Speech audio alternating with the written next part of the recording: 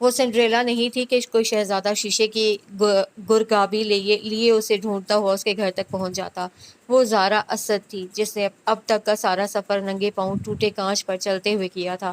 شاید کہانیوں کی دنیا سے چرائی شیشے کی گرگابی اس کے ہاتھ سے گر کر چھوٹ گئی تھی اور وہ اب تک انہی کرچیوں پر چلتی رہی تھی۔ بہت پہلے جب اس نے پڑھنا سیکھا تھا اور اٹک اٹک کر سنڈریلا کی کہانی پہلی بار پڑھی تھی تو اسے سوچا تھا کہ ایک روز اسے بھی کوئی پری جادو کی بھگی پر بادشاہ کے محل میں لے جائے گی اور وہ اپنے شیشے کی گرگابی جلدی میں وہاں ہی چھوڑ آئے گی اور شہزادہ وہ گرگابی لے کر اسے ڈھونڈتا ہوا اس کے گھر تک آ جائے گا۔ حالانکہ اس کی کوئی سوتیلی بہنیں نہیں تھیں اور نہ ہی ماں سوتیلی تھی۔ ہاں باپ، اس کا باپ سگا نہ تھا۔ کیا کوئی ایسی کہانی بھی ہے ماں جس میں باپ سگا نہ ہو اور کوئی پری اس لڑکی کے لیے سفید گھوڑوں والی بھگی تیار کرے؟ ایک روز اس نے ماں سے پوچھا تھا اور اس کی سیدھی سادی ماں ہنستی تھی۔ کیسی عجیب باتیں کرتی ہو تم۔ بھلا اس میں عجیب کیا ہے اماں؟ یہ کہانیوں میں شہزادیوں کی مائیں ہی ہمیشہ سوتیلی ہوتی ہیں، سوتیلے باپ کیوں نہیں ہوتے؟ اور ماں اس کا کرب نہیں جان سکی تھی اور پھیکی سی ہنسی ہنستی تھی۔ میں تو ایسی کوئی کہانی تو نہیں تھی، تبھی تو کوئی شہزادہ شیشے کی گرگابی لے کر اسے کھوجتا ہوا اس کے گھر تک نہیں آیا تھا۔ لیکن خواب دیکھنے پر تو پابندی نہ تھی اور وہ خواب دیکھتی تھی پری کے، سفید گھوڑوں والی جادو کی بھگی کے، شیشے کی گرگابی کے، جو صرف اس کے پاؤں کے لیے بنی ہو، اور شہزادے کے جو اسے سوتیلے باپ کے ظلم سے بچا کر لے جائے۔ اگر کوئی پوچھتا کہ کیا اس کا باپ اسے مارتا ہے، اچھا کھانا نہیں دیتا، اچھے کپڑے جوتے، زندگی کی دوسری سہولیات مہیا نہیں کرتا، تو اس کا جواب نفی میں ہوتا۔ ایسا تو نہیں تھا کہ انہوں نے اسے کبھی نہیں مارا تھا۔ وہ بہترین کپڑے پہنتی تھی، اچھے اسکول میں پڑھتی تھی، اسے وہی کھانا ملتا جو اس کا سوتیلا بھائی کھاتا۔ اگر اس کے لیے کوئی کھلونا یا کوئی چیز آتی تو اس کے لیے بھی آتی تھی، لیکن وہ سوتیلا کہاں تھا، وہ تو اس کا ماں جایا تھا۔ پھر بھی ایسا کیا تھا کہ وہ خواب دیکھتی تھی کہ کسی روز کوئی شہزادہ آ کر اسے یہاں سے لے جائے، اور وہ کہانیوں کی کتابوں میں ایسی کہانی ڈھونڈتی جس میں ماں نہیں باپ سوتیلا ہو، اور پھر ناکام ہو کر ماں سے پوچھتی کہ ایسی کوئی کہانی نہیں ہے جس میں ماں نہیں باپ سوتیلا ہو، اور ماں سہم جاتی، گھبرا جاتی۔ کیا تمہارے ابا نے کچھ کہا؟ وہ نفی میں سر ہلا دیتی۔ ابا نے تو کبھی کچھ نہیں کہا تھا۔ اور بھائی نے تو کچھ نہیں کہا۔ اماں ہنوز سہمی نظروں سے اسے دیکھتی۔ نہیں، بھلا بھائی نے کیا کہنا تھا؟ وہ تو اس کا راج دلارا تھا، اس سے صرف 2 سال چھوٹا نجیب راشد اسے بہت پیارا تھا۔ کیا ہوا جو باپ الگ الگ تھے، لیکن جنم دینے والی ماں تو ایک تھی نا؟ وہ نفی میں سر ہلائے جاتی۔ میں تو بس یوں ہی پوچھتی ہوں اماں کہ اگر کسی کا باپ سوتیلا ہو تو کیا پھر بھی کوئی پری؟ بس یوں ہی اماں، اپنے تجسس کے لیے، معلومات کے لیے۔ اماں گہری نظر سے اسے دیکھتی رہتی، اندر تک اسے کھوجتی گہری نظریں، اور وہ نظر چرا لیتی۔ اور اب وہ اماں کو کیا بتاتی؟ بتانے کو کچھ تھا ہی نہیں، بس محسوسات تھے، اور وہ چھوٹی سی بچی اپنے احساسات کو الفاظ پہنانے سے قاصر تھی۔ اسے کبھی ابا کی نظروں میں اپنے لیے اپنائیت نہیں دیکھی تھی۔ جب وہ اس کی طرف دیکھتے تو ان کی نظروں میں بڑی سرد موری سی ہوتی، سپاٹ اجنبی سی نظریں۔ انہوں نے کبھی اسے گود میں نہیں لیا تھا، کبھی پیار نہیں کیا تھا۔ اس پر نظر پڑتے ہی آنکھوں اور چہرے سے سختی جھلکنے لگتی، جبکہ نجیب کو وہ گود میں بھی اٹھاتے، پیار بھی کرتے، گدگداتے بھی، باتیں بھی کرتے تھے، جبکہ اس سے کبھی مخاطب تک نہ ہوتے تھے۔ وہ 7 سال کی تھی جب اسے پہلی بار پتہ چلا تھا کہ اس کے ابا اس کے سگے نہیں بلکہ سوتیلے ابا ہیں۔ وہ تب سگے اور سوتیلے کا فرق نہیں سمجھتی تھی۔ اسے پڑوسن خالہ کو ایک عورت سے کہتے سنا تھا۔ خالہ کی بیٹی اس کی سہیلی تھی اور وہ کبھی کبھار ان کے گھر کھیلنے کے لیے جاتی تھی۔ اس روز بھی وہ ادھر عاشق کے ساتھ کھیلنے گئی تھی، اور اس عورت نے، جسے وہ نہیں جانتی تھی، عاشق کی امی سے پوچھا تھا، اچھا یہ ہے راشد بھائی کی سوتیلی بیٹی، بہت پیاری ہے ماشاءاللہ۔ ہاں، جب راشد بھائی نے ناصرہ سے شادی کی تو یہ 3-4 ماہ کی تھی۔ ناصرہ اسے ساتھ ہی لے کر آئی تھی، پر راشد بھائی نے بھی پھولوں کی طرح رکھا ہوا ہے۔ پرائی اولاد کو پالنا آسان تھوڑا ہوتا ہے، لیکن راشد بھائی سگے باپ سے بڑھ کر خیال رکھتے ہیں۔ کوئی نہیں کہہ سکتا کہ یہ زارا کے یہ سگے نہیں سوتیلے باپ ہیں۔ اور اس روز اس نے گھر آ کر اماں سے پوچھا تھا، کیا ابا میرے سوتیلے ابا ہیں؟ تو پھر میرے سگے ابا کہاں ہیں؟ اور اماں ہکا بکا سی اسے دیکھتی رہ گئی تھی۔ کس نے یہ تم سے کہا؟ عاشق کی اماں ایک عورت کو بتا رہی تھی۔ اوہ، وہ سر پکڑ کر بیٹھ گئی تھی۔ پھر چند لمحوں بعد انہوں نے سر اٹھا کر اسے دیکھا۔ ابا تو ابا ہوتے ہیں زارو، سگے سوتیلے نہیں ہوتے۔ اماں سنڈریلا کی سوتیلی اماں تو اس پر بہت ظلم کرتی تھی، سارے کام کرواتی تھی۔ کیا سوتیلے ابا بھی ایسے ہی ہوتے ہیں ظالم؟ اور کیا میرے ابا بھی جب میں تھوڑی بڑی ہو جاؤں گی تو سنڈریلا کی سوتیلی ماں کی طرح مجھ پر ظلم کریں گے؟ وہ سہمی ہوئی نظروں سے انہیں دیکھ رہی تھی۔ ان کی آنکھیں لبالب آنسوں سے بھر گئی تھی اور وہ نفی میں سر ہلاتے ہوئے پوچھ رہی تھی، کیا تمہارے ابا نے کبھی تمہیں ڈانٹا، مارا، تمہیں بھوکا رکھا، تمہیں اچھے کپڑے بنوا کر نہیں دیے؟ نہیں، اسے نفی میں سر ہلایا۔ تو پھر تمہارے ابا ظالم تو نہ ہوئے نا؟ اور اسے تائید میں سر ہلایا تھا۔ ہاں، ابا ظالم نہیں تھے، ابا صرف ابا ہوتے ہیں، وہ سگے سوتیلے نہیں ہوتے۔ اسے خود کو بھی یقین دلایا تھا، لیکن پھر بھی وہ دعا کرتی تھی کہ کسی روز کوئی شہزادہ آئے اور اسے اس گھر سے کہیں دور لے جائے جہاں ابا کے سرد مہر نظریں نہ ہو۔ جو وہ بڑی ہوتی جا رہی تھی، اپنے احساسات اور ابا کی بیگانگی کو سمجھنے لگی تھی۔ جب وہ نجیب کو پیار کرتے، اسے ہنساتے، گدگداتے، وہ اماں کے گھٹنے سے لگی حسرت سے انہیں دیکھا کرتی۔ اپنی بیٹی سے کہو اس طرح میرے بیٹے کو گھور کر نہ دیکھا کرے، اسے نظر لگا دے گی۔ ایک روز اسے ابا کو کہتے سنا تھا اور تب سے وہ ابا کی موجودگی میں ادھر ادھر ہو جاتی، لیکن جب ابا نہ ہوتے تو وہ اسے خوب پیار کرتی تھی، اس کے ساتھ کھیلتی تھی اور وہ بھی ہمک ہمک کر اس کی طرف آتا تھا۔ وہ اسے بہت عزیز تھا، بہت پیارا تھا۔ اماں اور ابا اسے نجو کہہ کر بلاتے تھے۔ وہ 3 سال کی تھی تب جب اسے جو کہہ کر بلایا تھا۔ اس نے قدرے دیر سے بولنا شروع کیا تھا اور اب 3 سال کی عمر میں بھی وہ مکمل جملہ نہیں بول پاتی تھی۔ شاید وہ نجو کو ٹھیک طرح سے پک نہیں کر پائی تھی، اس لیے وہ اس کا پیارا سا جو بھائی تھا۔ اماں کے جاننے والے اسے خوش قسمت سمجھتے تھے۔ تمہاری بیٹی بہت خوش قسمت ہے ناصرہ، باپ اتنا خیال رکھتا ہے اس کا، حالانکہ پرائی اولاد کو اس طرح شہزادیوں جیسا کون پالتا ہے؟ اور اماں مسکرا کر کہتی، ہاں اللہ کا شکر ہے۔ اور اس کا دل چاہتا کہ وہ چیخ چیخ کر کہے، اچھے کپڑے، قیمتی کھلونے، بہترین کھانا مہیا کرنے کے علاوہ بھی ایک باپ کی ذمہ داری ہوتی ہے اولاد کو اپنی محبت، شفقت اور تحفظ کا احساس دینا۔ لیکن اسے کبھی نہیں لگا تھا کہ وہ اس کے بھی ابا ہیں۔ وہ ہمیشہ ایک محبت بھری نظر کی آس میں چھپ چھپ کر انہیں دیکھتی تھی، لیکن انہوں نے کبھی اسے ایک باپ کی نظر سے نہیں دیکھا تھا۔ اس کی سہیلیاں اسکول میں اپنے ابا کا ذکر کرتی تھیں، کوئی بتاتی آج اس کے ابو نے یہ کہا، کوئی بتاتی وہ ابو کے ساتھ سیر کے لیے گئی تو ضد کر کے آئس کریم کھائی، ابو اس کی ہر بات مانتے ہیں۔ وہ سب اپنے اپنے ابا کی لاڈلی تھی، لیکن اس کے پاس اپنے ابا کے متعلق بتانے کے لیے کچھ نہ تھا۔ وہ صرف اپنی ماں اور جو کی باتیں کرتی تھی۔ ابا نے اسے ضروریات زندگی تو مہیا کی تھیں، لیکن اس کی روح کا خلا نہیں بھرا تھا۔ اس کی روح خالی تھی، دل خالی تھا۔ وہ کبھی کھل کر نہیں ہنسی تھی، کبھی بہت خوش نہیں ہوئی تھی۔ نئے کپڑے، چوڑیاں، کھلونے، کوئی بھی چیز اسے خوش نہیں کرتی تھی۔ وہ جانتی تھی کوئی شہزادہ شیشے کی گرگابی لے کر اسے ڈھونڈتا ہوا نہیں آئے گا، کیونکہ وہ سنڈریلا نہیں تھی، وہ زارا اسد تھی اور اس کے دل کا خلا کبھی نہیں بھرنا تھا۔ اسد اللہ نے کبھی مڑ کر واپس نہیں آنا تھا اور راشد منیر کے لیے وہ صرف اماں کی بیٹی تھی۔ وہ سر جھکائے ہاتھوں کی پشت سے اپنی بھیگی پلکیں اور گیلے رخسار پہنچ رہی تھی۔ حاجرہ دکھ اور تعصب سے اسے دیکھ رہی تھی۔ یہ زارا اسد تھی۔ بولو نا زارا، چپ کیوں کر گئی؟ اپنے متعلق سب بتاؤ نا، کسی سے حال دل کہہ دینے سے دل کا بوجھ کم ہو جاتا ہے، زیادہ نہ صحیح کچھ تو۔ کیا بتاؤں آپا؟ اس نے بوجھل پلکیں اٹھائیں۔ سارا سفر ٹوٹے کانچ پر ننگے پاؤں چلتے گزارا ہے۔ زارا اور اس کی والدہ کو حاجرہ کے گھر میں رہتے ہوئے چند ماہ ہو گئے تھے، لیکن ان میں بے تکلفی نہیں ہو سکی تھی۔ ایک تو حاجرہ رات تک کام میں مصروف رہتی تھی، دوسرا جب مولوی صاحب کی سفارش پر اس نے اوپر والی منزل کرائے پر دی تھی تو مولوی صاحب نے اپنی نگرانی میں باہر گلی کی طرف سیڑھیاں بنوا دی تھیں، جو سو ان لوگوں کی آمد و رفت ادھر سے ہی ہوتی تھی۔ لیکن جب سے اسے پتہ چلا تھا کہ اوپر ماں بیٹی اکیلی ہوتی ہیں اور شمس الحق زارا کے والد نہیں بلکہ اس کے رشتے کے ماموں ہیں، وہ انہیں یہاں چھوڑ کر واپس اپنے گاؤں چلے گئے تھے، تو اس نے گھر کے اندرونی سیڑھیوں کا دروازہ کھول دیا تھا اور اب کبھی کبھار زارا کے جانے کے بعد اس کی والدہ ناصرہ نیچے آ جاتی تھیں۔ وہ صحن میں رنگائی کا کام کرتی رہتی اور وہ برآمدے میں تخت پر کچھ دیر بیٹھتی، ادھر ادھر کی باتیں کرتی اور پھر چلی جاتی۔ لیکن حاجرہ نے کبھی ان سے ان کی ذاتی زندگی کے متعلق کوئی سوال نہیں کیا تھا، نہ کبھی خود سے انہوں نے بتایا کہ وہ یہاں کیوں کرائے پر گھر لے کر رہ رہی ہیں، کیا ان کا ذاتی گھر کوئی نہیں ہے، ان کے عزیز رشتہ دار، شوہر؟ حاجرہ کو لگتا تھا جیسے دونوں ماں بیٹی کوئی لمبا پینڈا راستہ، کوئی اوکھی منزل طے کر کے آئی تھی۔ ناصرہ کی سنجیدگی، اس کی کم گوئی، اس کی آنکھوں سے جھلکتی اداسی بتاتی تھی کہ گزشتہ زندگی میں دکھوں اور پریشانیوں سے ان کا واسطہ رہا ہے۔ زارا کسی اسکول میں جاب کرتی تھی، لیکن 2 دن سے وہ اسکول نہیں جا رہی تھی۔ ناصرہ نے اسے بتایا تھا کہ اسے بخار ہے اور انہیں کام سے گاؤں جانا ہے۔ انہیں کے خالہ زاد بھائی شمس الحق اسے لینے آئے ہوئے ہیں۔ ان کی کچھ زمین ہے گاؤں میں جسے انہوں نے ٹھیکے پر دے رکھا تھا اور اب وہ اسے فروخت کر رہی ہیں، تو انہیں 1 آدھ دن لگ سکتا ہے، تو وہ زارا کی خیر خبر لیتی رہیں، کہیں بخار زیادہ نہ ہو جائے۔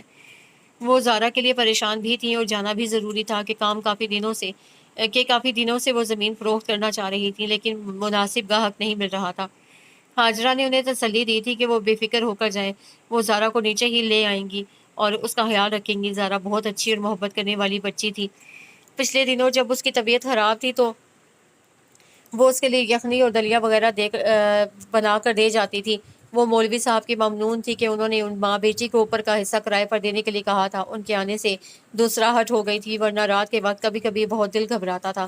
آج جمعہ تھا اور آج کے دن کام کی چھٹی ہوتی تھی، سو ناصرہ کے جانے کے بعد وہ زارا کو نیچے ہی لے آئی تھی۔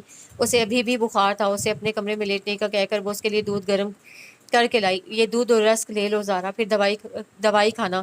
میرے ابا کہتے تھے خالی پیٹ دوا نہیں کھانا چاہیے۔ زارا نے دودھ کا کپ پکڑ لیا، تبھی باہر دروازے پر دستک ہوئی تو زارا کا رنگ یکدم زرد پڑ گیا اور آنکھوں سے خوف جھانکنے لگا۔ آپا پلیز کوئی اماں اور میرے متعلق پوچھے تو کچھ مت بتائیے گا۔ حاجرہ نے باہر جاتے جاتے مڑ کر اسے دیکھا تھا۔ ڈرنے کی کوئی ضرورت نہیں ہے زارا، یہاں کوئی تمہارا کچھ نہیں بگاڑ سکتا۔ اور کچھ ہی دیر بعد وہ واپس آئی تھی۔ ہادی تھا، اس کی اماں نے پلاؤ بھیجا تھا۔ وہ دوسری چارپائی پر بیٹھ گئی تھی۔ ہماری اس گلی کے لوگ بہت اچھے ہیں، ایک دوسرے کا خیال کرنے والے، ہمدرد، مخلص۔ میرے ابا کہتے تھے یہ بہت نایاب لوگ ہیں، آنے والے زمانوں میں ایسے لوگ کہیں نہیں ملیں گے۔ خدا نہ خواستہ کبھی کسی پر کوئی مشکل وقت آ جائے تو یہ جان دینے سے بھی نہیں ڈرتے، اس لیے تم بے فکر رہو۔ یہاں تمہیں کوئی کچھ نہیں کہہ سکتا۔ کیا تم کسی سے خوفزدہ ہو کر ڈر کر یہاں آئی ہو؟ کیا تمہارا کوئی دشمن ہے؟ اگر مناسب سمجھو تو بتا دو۔ اور تب زارا کی آنکھوں سے آنسو بہنے لگے تھے اور وہ ہولے ہولے اسے اپنے متعلق بتاتے ہوئے جذباتی ہو گئی تھی اور اب سر جھکائے خاموش بیٹھی تھی۔ اللہ جیسا سفر نصیب میں رکھتے ویسا ہی طے کرنا پڑتا ہے زارا، بھلے کانٹوں پر چل کر طے کریں یا پھولوں پر، یہ تو سونے رب کے فیصلے ہیں۔ وہ اپنی مخلوق کو جیسے رکھے اس کی مرضی، مخلوق کا کام تو خالق کے حکم اور مرضی کے سامنے سر جھکانا ہے، اس کی فرما برداری ہے۔ جی، زارا نے جھکا ہوا سر اٹھایا۔ میرے ابا میری پیدائش سے پہلے ہی وفات پا گئے تھے، میں ان کی وفات کے 4 ماہ بعد پیدا ہوئی تھی۔ میری اماں اکلوتی تھی اور کوئی بہن بھائی نہیں تھا۔ میں ابھی 3-4 ماہ کی ہی تھی کہ میرے نانا نانی نے اماں کی دوبارہ شادی کر دی۔ اماں دوسری شادی نہیں کرنا چاہتی تھی، لیکن نانا ابا نے سمجھایا کہ ہمارے بعد تم تنہا رہ جاؤ گی، کوئی بھائی بہن بھی نہیں ہے اور راشد اچھا لڑکا ہے۔ یوں تو اماں کے لیے گاؤں کے 1-2 اور اچھے گھرانوں سے رشتے آئے تھے۔ میری اماں بہت خوبصورت تھی، صاحب جائیداد تھی، سو ایک بیٹی کی ماں ہونے کے باوجود لوگ خواہش مند تھے، لیکن نانا نانی نے راشد منیر کو ترجیح دی تھی کہ وہ میرے ابا اسد اللہ کا تایا زاد تھا اور وہ ایک ہی گھر میں رہتے تھے۔ میرے دادا دادی بھی یہی چاہتے تھے کہ اس طرح میں ان کی نظروں کے سامنے رہوں گی کہ اماں کی طرح میرے ابا اسد اللہ بھی اکلوتے تھے۔ اماں کی شادی کے 2 سال بعد ہی میرے نانا نانی وفات پا گئے تھے اور ابا گاؤں سے شہر آ گئے۔ نجیب تب 3-4 ماہ کا تھا، جیسا کہ میں نے آپ کو بتایا تھا۔ میں نجیب کے ابا کو ہی ابا سمجھتی تھی۔ 7 سال کی عمر میں پہلی بار مجھے پتہ چلا تھا کہ وہ میرے سوتیلے ابا ہیں، اور تب ہی سے میں فرق محسوس کرنے لگی تھی جو ہوش سنبھالنے کے بعد سے ہی مجھے محسوس ہوتے تھے، لیکن میں سمجھ نہیں پائی تھی۔ مجھے کیوں لگتا تھا کہ جب میرے ابا میری سہیلیوں کے ابا جیسے نہیں ہیں۔ جب جان لیا تو میں وہ باتیں بھی نوٹ کرنے لگی تھی جو پہلے کبھی نہیں کی تھی۔ ابا نے کبھی مجھے مخاطب نہیں کیا تھا، کبھی میرا نام نہیں لیا تھا۔ اگر اماں سے میرے متعلق کوئی بات کرنا ہوتی تو کہتے تمہاری بیٹی۔ اماں کو پتہ نہیں محسوس ہوتا تھا یا نہیں، لیکن میرے دل میں کہیں درد کی پھانس سے چپ جاتی تھی۔ کیا تھا اگر وہ کہتے ہماری بیٹی، یا ہماری بیٹی نہ کہتے میرا نام ہی لے دیتے۔ اس کی آواز بھرا گئی تھی، وہ ہونٹ کچلنے لگی جیسے دل سے اٹھتے درد کو دباتی ہو۔ حاجرہ نے اٹھتے ہوئے اس کا بازو تھپتھپایا۔ ریلیکس زارا، باقی باتیں بعد میں، اس وقت تم آرام کرو، تمہاری آنکھیں نیند سے بوجھل ہو رہی ہیں، تمہاری دوا میں شاید ہلکی نیند ہوگی، تو کچھ دیر سو جاؤ، میں نے اتنے میں تمہارے لیے یخنی یا دلیا بنا لوں گی۔ میرا کچھ کھانے کو دل نہیں چاہ رہا آپا۔ ابھی نہیں چاہ رہا، لیکن جب بخار اترے گا تو پھر دل چاہے گا۔ کیا بناؤں؟ حاجرہ نے نرمی سے پوچھا۔ جو دل چاہے بنا لیں آپا۔ زارا نے تکیے پر سر رکھ دیا اور آنکھیں موند لیں۔ حاجرہ دروازہ بند کرتے ہوئے کمرے سے چلی گئی تو بند آنکھوں کے پیچھے آنسو مچلنے لگے اور کتاب زندگی کے اوراق ایک ایک کر کے آنکھوں کے سامنے سے گزرنے لگے۔ وہ سنڈریلا نہیں تھی، وہ زارا اسد تھی۔ اس نے اس حقیقت کو تسلیم کر لیا تھا، وہ راشد منیر کی بیٹی نہیں تھی۔ وہ یہ بھی جانتی تھی، جان چکی تھی، سو کم کو اور خاموش ہو گئی تھی۔ اماں سے بھی کم ہی بات کرتی تھی، شاید وہ دل ہی دل میں ان سے ناراض تھی کہ انہوں نے اس کے والد اسد اللہ کے مرنے کے بعد دوسری شادی کیوں کی۔ کیا تھا اگر وہ شادی نہ کرتی تو زندگی کتنی خوبصورت ہوتی۔ وہ نانا نانی اور ان کے بعد دادا دادی کے ساتھ رہتے۔ پہلی بار 9 سال کی عمر میں وہ جو کی دادی کی وفات پر گاؤں گئے تھے اور اپنے ہوش میں پہلی بار وہ اپنے دادا دادی سے ملی تھی۔ وہ جانتی تھی کہ وہ راشد منیر کی والدہ اور جو کی دادی ہیں، لیکن جو کو روتے دیکھ کر وہ بھی رونے لگی تھی۔ 7 سالہ جو پہلی بار اپنی دادی کو موت کے بعد دیکھ رہا تھا، پھر بھی وہ رو رہا تھا اور وہ جو کے لیے رو رہی تھی۔ ایک جو ہی تو تھا اس کا اپنا، جسے وہ کھیلتی بھی تھی، باتیں بھی کرتی تھی اور اسکول میں بریک کے وقت بھاگ کر اس کے پاس جاتی تھی اور پھر پوری بریک اس کی انگلی پکڑ کر اسے ساتھ ساتھ لیے پھرتی، اس کا لنچ باکس کھول کر اسے اپنے ہاتھوں سے لنچ کھلاتی، اور وہ بھی گھر میں، اسکول میں، ہر جگہ اس کے ارد گرد چکراتا پھرتا۔ ابا کے آنے پر وہ ادھر ادھر کہیں ہو جاتی تو زارو زارو زارو کرتا اسے ڈھونڈتا پھرتا۔ وہ نجیب راشد تھا، اماں کا نجو، اور اس کی دادی مر گئی تھی اور وہ رو رہا تھا تو اس کا رونا تو بنتا تھا، وہ رو رہی تھی تو اس شفیق خاتون نے اسے اپنے ساتھ لگایا تھا، اس کے آنسو پونچھے تھے، اسے پیار کیا تھا۔ یہ اس کی دادی تھی، یہ اس کے ابا اسد اللہ کی اماں۔ وہ 3 دن وہاں رہے تھے اور ان 3 دنوں میں دادا اور دادی نے اسے اتنا پیار کیا تھا، اتنی محبت دی تھی کہ اس کا جی چاہا تھا وہ ہمیشہ یہاں ہی رہ جائے، دادا دادی کے پاس، جہاں ابا کی وہ سرد مہر نظریں نہ ہو۔ دادی نے اماں سے کہا بھی تھا کہ وہ اسے کچھ دنوں کے لیے ان کے پاس ہی چھوڑ جائے، اور اماں کچھ راضی بھی ہو گئی تھی، لیکن جو تو یوں حلق پھاڑ پھاڑ کر اور ٹانگیں چلا چلا کر رویا تھا کہ اماں گھبرا گئی تھی۔ وہ کسی صورت اسے چھوڑ کر جانے کے لیے تیار نہیں تھا، اور وہ بھلا اس کا رونا کہاں برداشت کر سکتی تھی، سو واپس شہر آ گئی تھی۔ لیکن اسے دادی اور دادا بہت یاد آتے تھے۔ اماں نے دادی سے وعدہ کیا تھا کہ وہ چھٹیوں میں اسے لے کر آئیں گی، لیکن چھٹیوں سے پہلے ہی دادی فوت ہو گئی۔ دادی کی وفات پر وہ صرف 2 دن کے لیے گاؤں گئے تھے، اور جب وہ 11 دن کی تھی تو دادا بھی چند دن بیمار رہ کر جب وہ 11 سال کی تھی تو دادا بھی چند دن بیمار رہ کر فوت ہو گئے تھے۔ جب وہ بیمار تھے تو ان کے اصرار پر اماں اسے ملانے کے لیے گاؤں لے کر گئی تھی۔ وہ نجیب اور اماں ہی گئے تھے۔ نجیب کے چاچو انہیں لینے آئے تھے۔ وہ دادا سے مل کر بہت خوش ہوئی تھی۔ اس نے دادا سے وعدہ کیا تھا کہ وہ چھٹیوں میں ان کے پاس رہنے کے لیے آئے گی اور بہت سارے دن رہے گی، لیکن دادا تو اس کے آنے کے 7ویں دن فوت ہو گئے تھے۔ وہ اگرچہ بہت بیمار تھے پھر بھی اسے گھنٹوں اپنے پاس بٹھائے باتیں کرتے رہتے، کبھی اس کے ہاتھ چومتے، کبھی پیشانی، کبھی گلے لگا کر رو پڑتے۔ میرے اسد اللہ کی نشانی۔ مرنے سے پہلے انہوں نے اپنی تمام زمین اور گھر اس کے نام کر دیا تھا۔ اپنے ایک دوست کی مدد سے اس کے نام کا اکاؤنٹ کھلوا دیا تھا اور اپنے اسی دوست کو اس کا گارڈین بنایا تھا۔ زمین سے حاصل ہونے والی آمدنی اس کے اکاؤنٹ میں جمع ہوتی رہتی۔ انہوں نے راشد منیر پر اعتبار نہیں کیا تھا۔ 18 سال کی عمر میں وہ اپنے اکاؤنٹ سے خود رقم نکلوا سکتی تھی۔ دادا نے ناصرہ سے بھی کہا تھا کہ انہیں راشد کی نیت پر شک ہے، جس طرح وہ اس کے والدین کا گھر اور دوسری جائیداد فروخت کر کے شہر جا کر بس گیا تھا، اس سے انہیں لگتا تھا کہ اس کی نیت صاف نہیں ہے۔ چونکہ زارا ان کی اکلوتی وارث ہے، اس لیے وہ سب کچھ اس کے نام کر کے جا رہے ہیں۔ دادا کے بعد وہ پھر کبھی گاؤں نہیں گئے تھے، البتہ ابا تو یقیناً جاتے ہوں گے کبھی کبھی، کہ ان کے والد، بھائی اور بہنیں تھیں وہاں۔ پھر اماں کی جو زمین انہوں نے ٹھیکے پر دے رکھی تھی، اس کی فصل کا حساب کتاب بھی تو لینا ہوتا تھا۔ کچھ عرصہ بعد جب ان کی والد کا انتقال ہوا، گھر اور زمینیں 6 بہن بھائیوں میں تقسیم ہو گئیں، تو انہوں نے گاؤں سے بالکل ہی ناتا توڑ لیا۔ 2 بھائی کراچی اور 1 لاہور بس گیا۔ بہنیں پہلے ہی دوسرے شہر میں بیاہی ہوئی تھی۔ اماں کی زمین بدستور ٹھیکے پر دے دی جاتی تھی اور آمدنی دادا کا دوست انہیں بھجوا دیتا تھا۔ دادا نے اپنے دوست سراج سے جانے کیا کہا تھا کہ وہ 3-4 ماہ بعد شہر آتے، اس سے مل کر حال احوال پوچھتے اور کچھ رقم اسے دے جاتے۔ یہ لو بچے، یہ پیسے رکھ لو، اپنی پسند کی کچھ چیز لینا چاہو تو لے لینا۔ لیکن اسے تو کچھ نہیں لینا ہوتا تھا، سب کچھ اسے مل جاتا تھا۔ وہ ان کے جانے کے بعد پیسے اماں کو دے دیتی تھی۔ راشد منیر نے اس کی سبھی ضرورتیں پوری کی تھیں، بس باپ کی محبت نہیں دی تھی۔ تو دل پر تو کسی کا اختیار نہیں ہوتا، ان کے دل میں بھی اس کی محبت پیدا نہیں ہو سکی تھی، تو کیا ہوا؟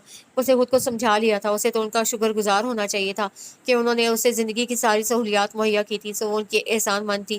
اسی لیے اسے BA کے بعد مزید پڑھنے سے انکار کر دیا تھا، حالانکہ ناصر چاہتی تھی کہ وہ اپنے کسی پسندیدہ مضمون میں MA کر لے، اور اس کے لیے اسے لاہور جا کر پنجاب یونیورسٹی میں ایڈمیشن لینا تھا، اور ظاہر ہے اس کے لیے اسے ہاسٹل میں رہنا پڑتا، اور ابا نے پہلے ہی اس پر بہت خرچ کیا تھا، اور یہ فیصلہ اسے BA کے امتحان سے پہلے ہی کر لیا تھا کہ اب اسے مزید نہیں پڑھنا، کیونکہ ایک روز اسے ابا کو کسی سے کہتے سنا تھا کہ انہوں نے اس فرائی بچی پر لاکھوں خرچ کیے ہیں، اور اس کا وہ چالاک دادا۔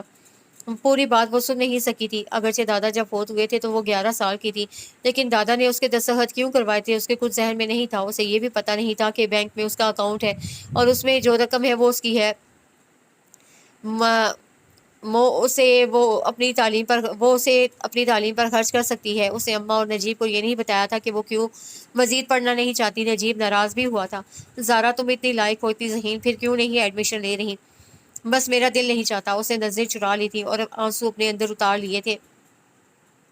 اس کی سہیلیاں عاشی اور راحت نے پنجاب یونیورسٹی میں ایڈمیشن لے لیا تھا اور لاہور چلی گئی تھیں۔ اس نے گھر کا سارا کام سنبھال لیا تھا۔ گھر میں اب وہ 3 فرد ہی تھے۔ نجیب کو بچپن سے ہی آرمی میں جانے کا شوق تھا، سو وہ کامیاب ہو کر کاکول چلا گیا تھا۔ وہاں جا کر بھی وہ ہر خط میں اسے مزید پڑھنے کے لیے اکساتا رہتا تھا۔ 1 سال ضائع ہو گیا تو کوئی بات نہیں ہے، اگلے سال ایڈمیشن لے لینا، ویسے بھی تم نے ایک بار سال میں 2 کلاسیں اکٹھی پاس کی تھیں۔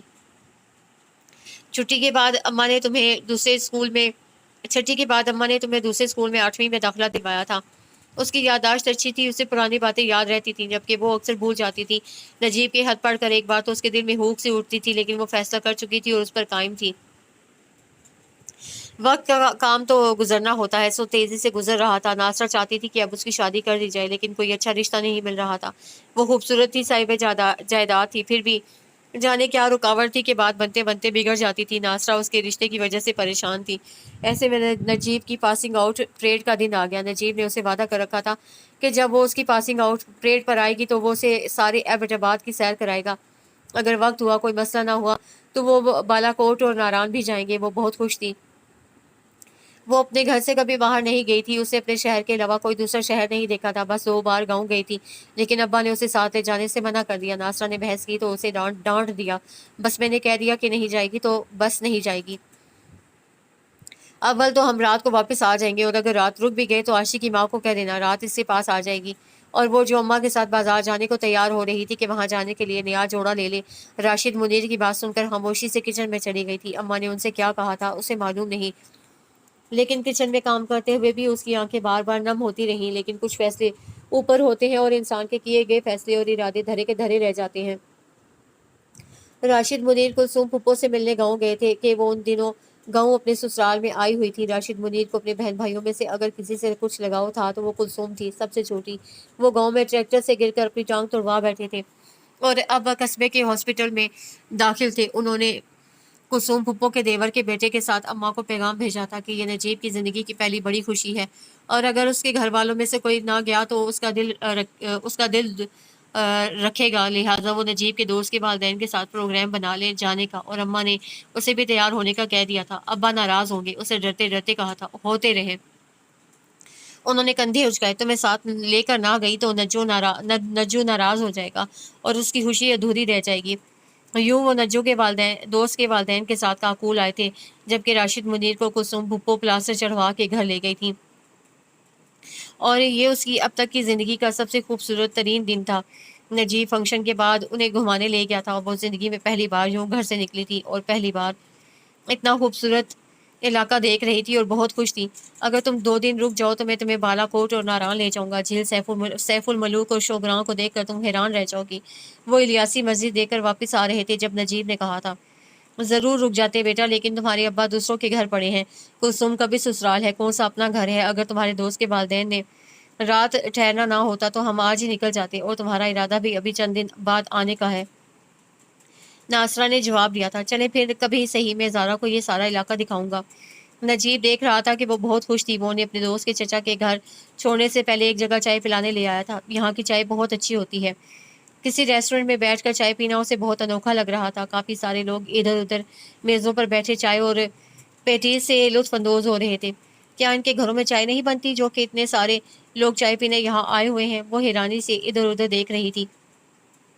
ان میں زیادہ تر تو سیاح ہیں، چائے پی کر یہ لوگ آگے بالا کوٹ کے لیے نکل جائیں گے، لیکن کچھ لوگ یوں ہی شوقیہ بھی چائے پینے آ جاتے ہیں، صرف انجوائمنٹ کے لیے۔ نجیب اس کی حیرانی سے محظوظ ہو رہا تھا۔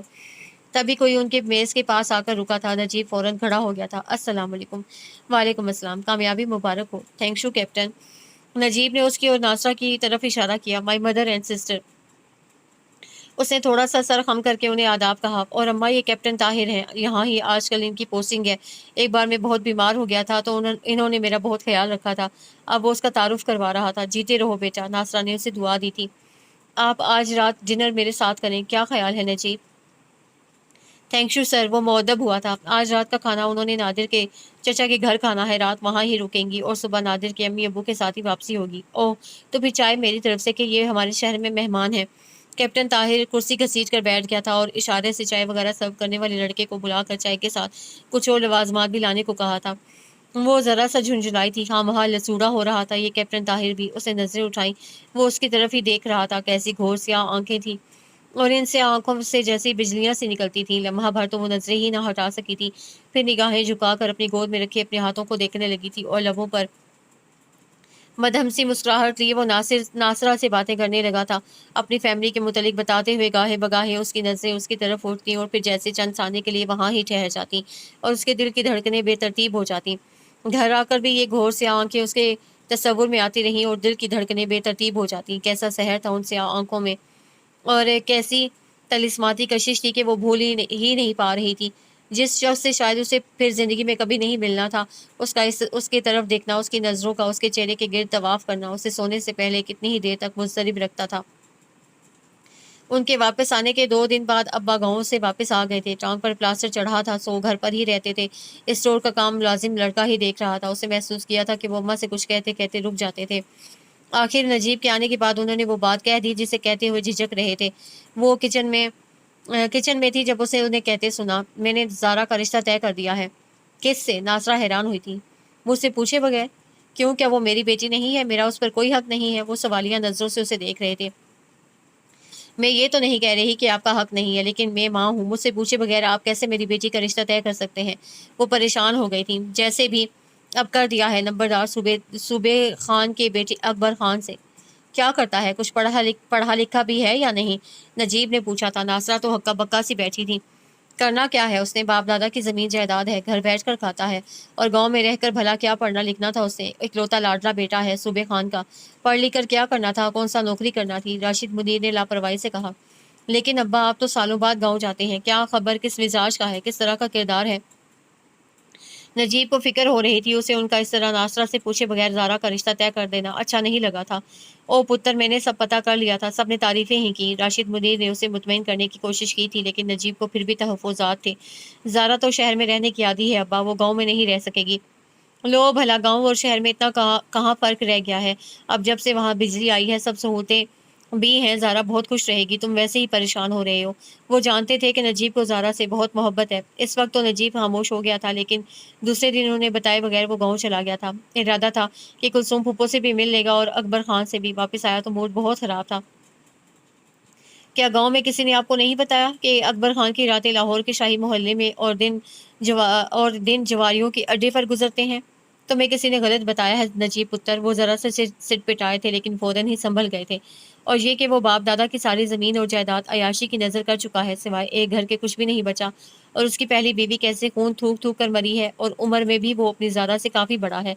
नजीब ने जैसे उनकी बात पर ध्यान ही नहीं दिया था। हाथी मरकर भी 1.25 लाख का होता है।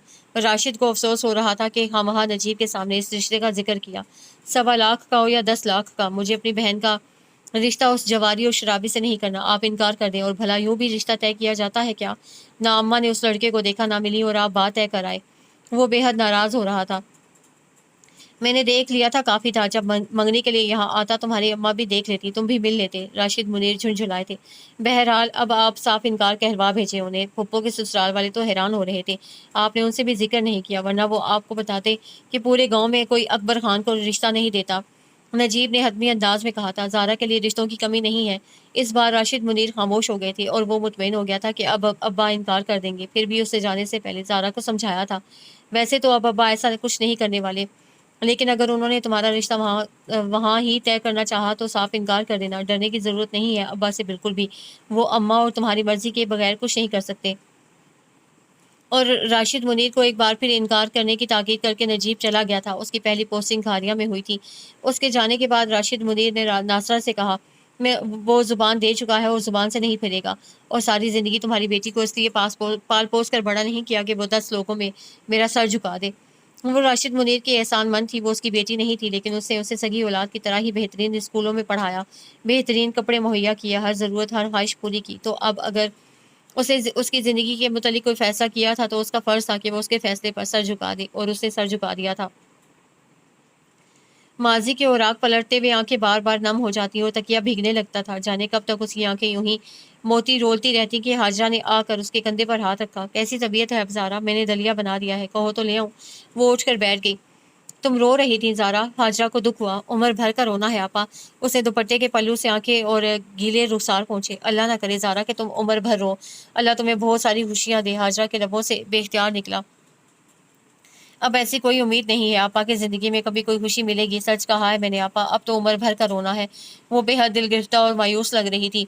इस तरह नहीं कहते ज़ारा, हाजरा ने तंबीह की। ना उम्मीद तो सिर्फ शैतान होता है, मायूसी कुफ्र है। जब सब कुछ वाज़ेह और साफ हो तो फिर कोई उम्मीद भी दिल में कैसे पैदा हो? जब आपको पता हो कि आगे आपके लिए कुछ अच्छा नहीं है तो? उसकी सवालिया नज़रें हाजरा की तरफ उठी। ज़ारा, हाजरा उसके पास ही बैठ गई।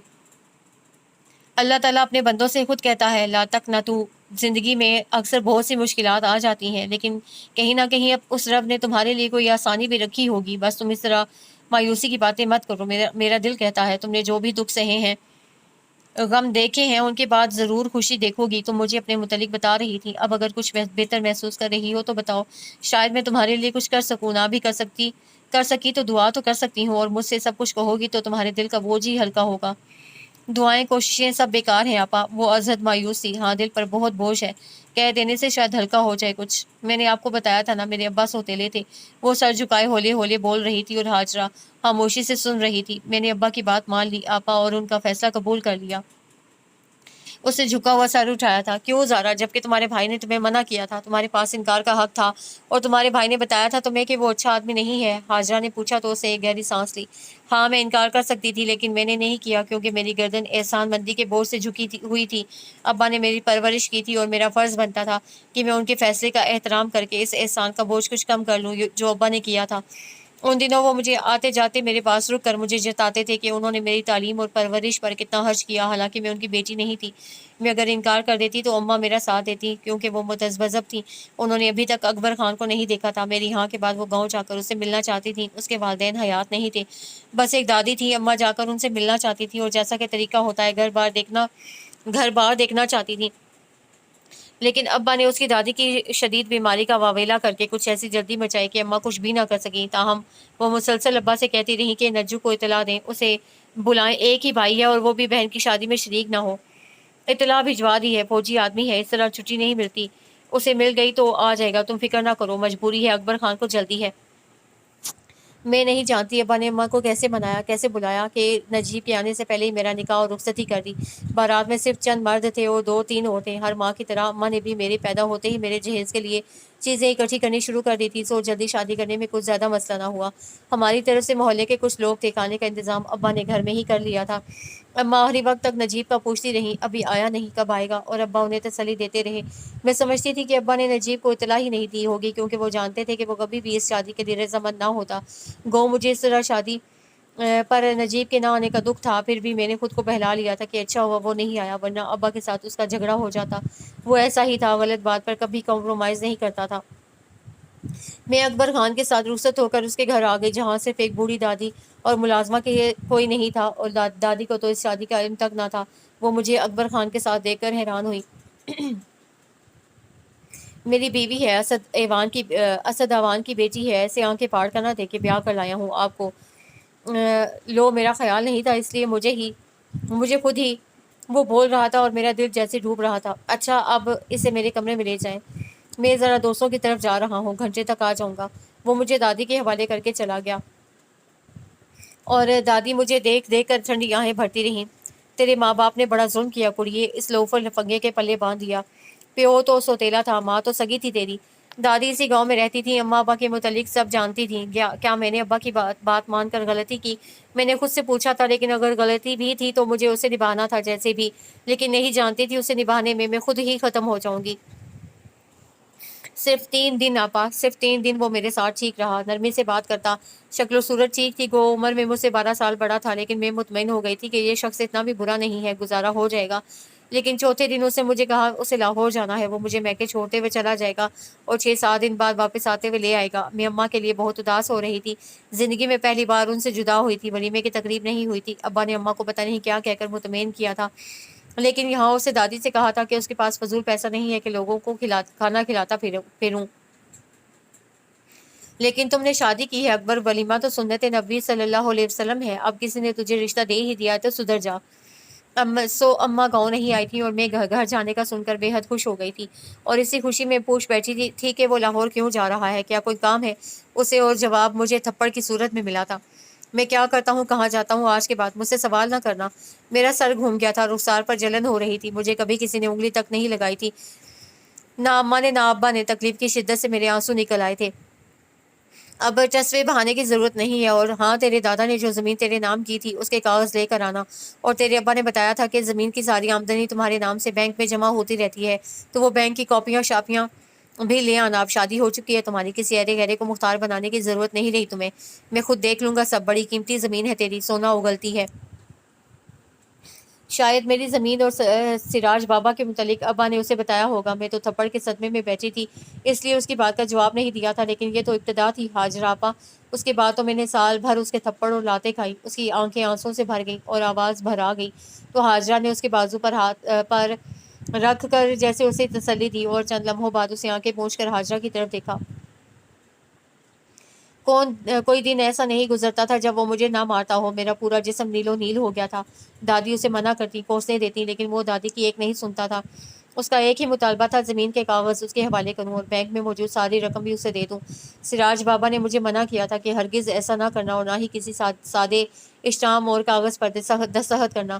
وہ تم سے مختار نامہ لے کر سب زمین فروخت کر کے پیسہ عیاشی میں اڑا دے گا۔ زمین کے کاغذ وغیرہ سب ان کے پاس ہی تھے۔ وہ میری شادی کی خبر سن کر آئے تھے جب اکبر خان مجھے گھر چھوڑ کر گیا لاہور گیا تھا۔ وہ بہت خفا اور ناراض تھے۔ میں تو ملتان گیا ہوا تھا بیٹے کے پاس، کل ہی آیا تو میری بہو نے بتایا کہ نصیحت آیا کہ پوتی کی شادی اکبر خان سے ہو گئی ہے۔ یہ تم نے کیا کیا ناصرہ؟ کتنا ظلم کیا اس بچی پر، کس شخص کے پلے باندھ دیا۔ مجھے سے پوچھ لیا ہوتا، ساتھ والے گاؤں میں ہی تو رہتا تھا، اور اس اکبر خان کو تو آس پاس کے سارے گاؤں ہی جانتے ہیں۔ اماں بس روتی رہیں، کیا کہتی؟ نجیب کے ابا نے ہی رشتہ طے کیا، مجھے کیا خبر تھی کہ وہ ایسا ہے۔ وہ راشد کی نہیں تمہاری بیٹی تھی ناصرہ۔ سراج بابا بے حد دکھی ہو رہے تھے۔ اب جو ہو گیا سو ہو گیا چاچا، اب بس آپ دعا کریں کہ وہ اس کے حق میں اچھا ہو۔ اماں اور کیا کہتی؟ دعائیں تو کروں گا ہی، لیکن دعائیں اس کا کچھ نہیں کرنے والی۔ ماں باپ دعائیں کرتے مر گئے۔ بوڑھی دادی ہر وقت جانماز پر بیٹھی دعائیں مانگتی رہتی ہے۔ کوئی درگاہ کوئی دربار نہیں چھوڑا اس نے جہاں اس کے سدھرنے کے لیے منت نہ چڑھائی ہو، لیکن سب زمین جائیداد بیچ کر اڑا دی۔ یہ گھر بھی دادی کے نام ہے، ورنہ کب کا بیچ چکا ہوتا۔ دادی کے بھتیجے بھائی تگڑے ہیں، ان سے ڈرتا ہے۔ وہ دادی کے حصے کی فصل اور پیسہ بھجوا دیتے ہیں جس سے گھر چل رہا ہے۔ موقع ملے تو وہ رقم بھی چرا کر لے جاتا ہے۔ میرا مشورہ تو یہ ہے کہ طلاق لے لو اور کہیں کسی اچھی جگہ اس کا رشتہ کر دو۔ زمین کے کاغذات اس کے دادا کی وصیت کے مطابق اس کی شادی کے بعد اس کے حوالے ہی کرنے تھے۔ بینک میں موجود رقم بھی یہ جب چاہے جس وقت چاہے نکلوا سکتی ہے۔ بس ایک بار اسے ساتھ لے کر بینک جاؤں گا، اسی گھر سے آیا تھا، لیکن اس کا بخت سے ذرا بھی صبر نہ ہوا اور شادی کے چوتھے دن ہی اس سے کاغذات مانگنے لگا، لیکن اسے ہرگز اس کی بات نہیں مانی۔ سراج بابا نے دکان پر جا کر ابا کو بھی خوب سنائی تھی، لیکن اب کیا ہو سکتا تھا، اماں ٹھیک ہی کہتی تھی۔ مجھے اب نبھا کرنا تھا اور میں نے نبھا کرنے کی کوشش بھی کی، بس بابا سراج کے کہنے پر مختار نامے پر دستخط نہ کیے کہ میں بھی سمجھ گئی تھی کہ مختار نامہ ملتے ہی وہ سب فروخت کر دے گا اور پھر شاید مجھے پہلی بیوی کی طرح مار دے گا، جیسا کہ لوگ کہتے تھے۔ وہ مجھے مار مار کر ادموا کر دیتا تھا۔ دادی بیچاری مجھے بچاتے میں نڈھال ہو جاتی تھی۔ یہ کیسا نصیب تھا میرا۔ حاجرہ آپا اس نے آنسو بھری آنکھوں سے انہیں دیکھا۔ میں نے تو کبھی کسی کے ساتھ برا نہیں کیا تھا، پھر میرے ساتھ ایسا کیوں ہو رہا تھا؟ میں نے تو اچھی بیٹی کی طرح ابا کی بات مانی تھی۔ آپا کیا یہ میری غلطی تھی؟ ابا اور اماں آئے تھے 1-2 بار ملنے، وہ سارا وقت پاس ہی بیٹھا رہا۔ میں اماں سے کچھ بھی نہ کہہ پائی تھی، حالانکہ دل چاہتا تھا ان کے گلے لگ کر روں، انہیں اپنا زخم وجود دکھاؤں اور کہوں مجھے یہاں سے لے چلیں۔ وہ مجھے اب میکے میں نہیں جانے دیتا تھا۔ ابا اکیلے آتے تو مجھے ہی سمجھاتے، وہ تمہارا شوہر ہے، وہ جو کہتا ہے اس کی بات مان لو، وہی اب تمہارا وارث ہے۔ اور ابا کے جاتے ہی دادی سمجھاتی، تمہارا باپ تمہارا ہمدرد نہیں ہے، غلط مشورہ دیتا ہے، اسے پہلی بیوی سے بھی سب کچھ لے کر اسے مار مار کر دوسرے جہان پہنچا دیا تھا، اور میں جو سوچتی تھی کہ سب کچھ اس کے حوالے کر دوں اور جان چھڑواؤں، ڈر جاتی تھی۔ مجھے مرنے سے ڈر لگتا تھا، میں جینا چاہتی تھی، لیکن یہ کیسی زندگی تھی جو موت سے بدتر تھی۔ اس کی آواز بھر آ گئی تھی، آنکھیں پھر چھلک پڑی تھی۔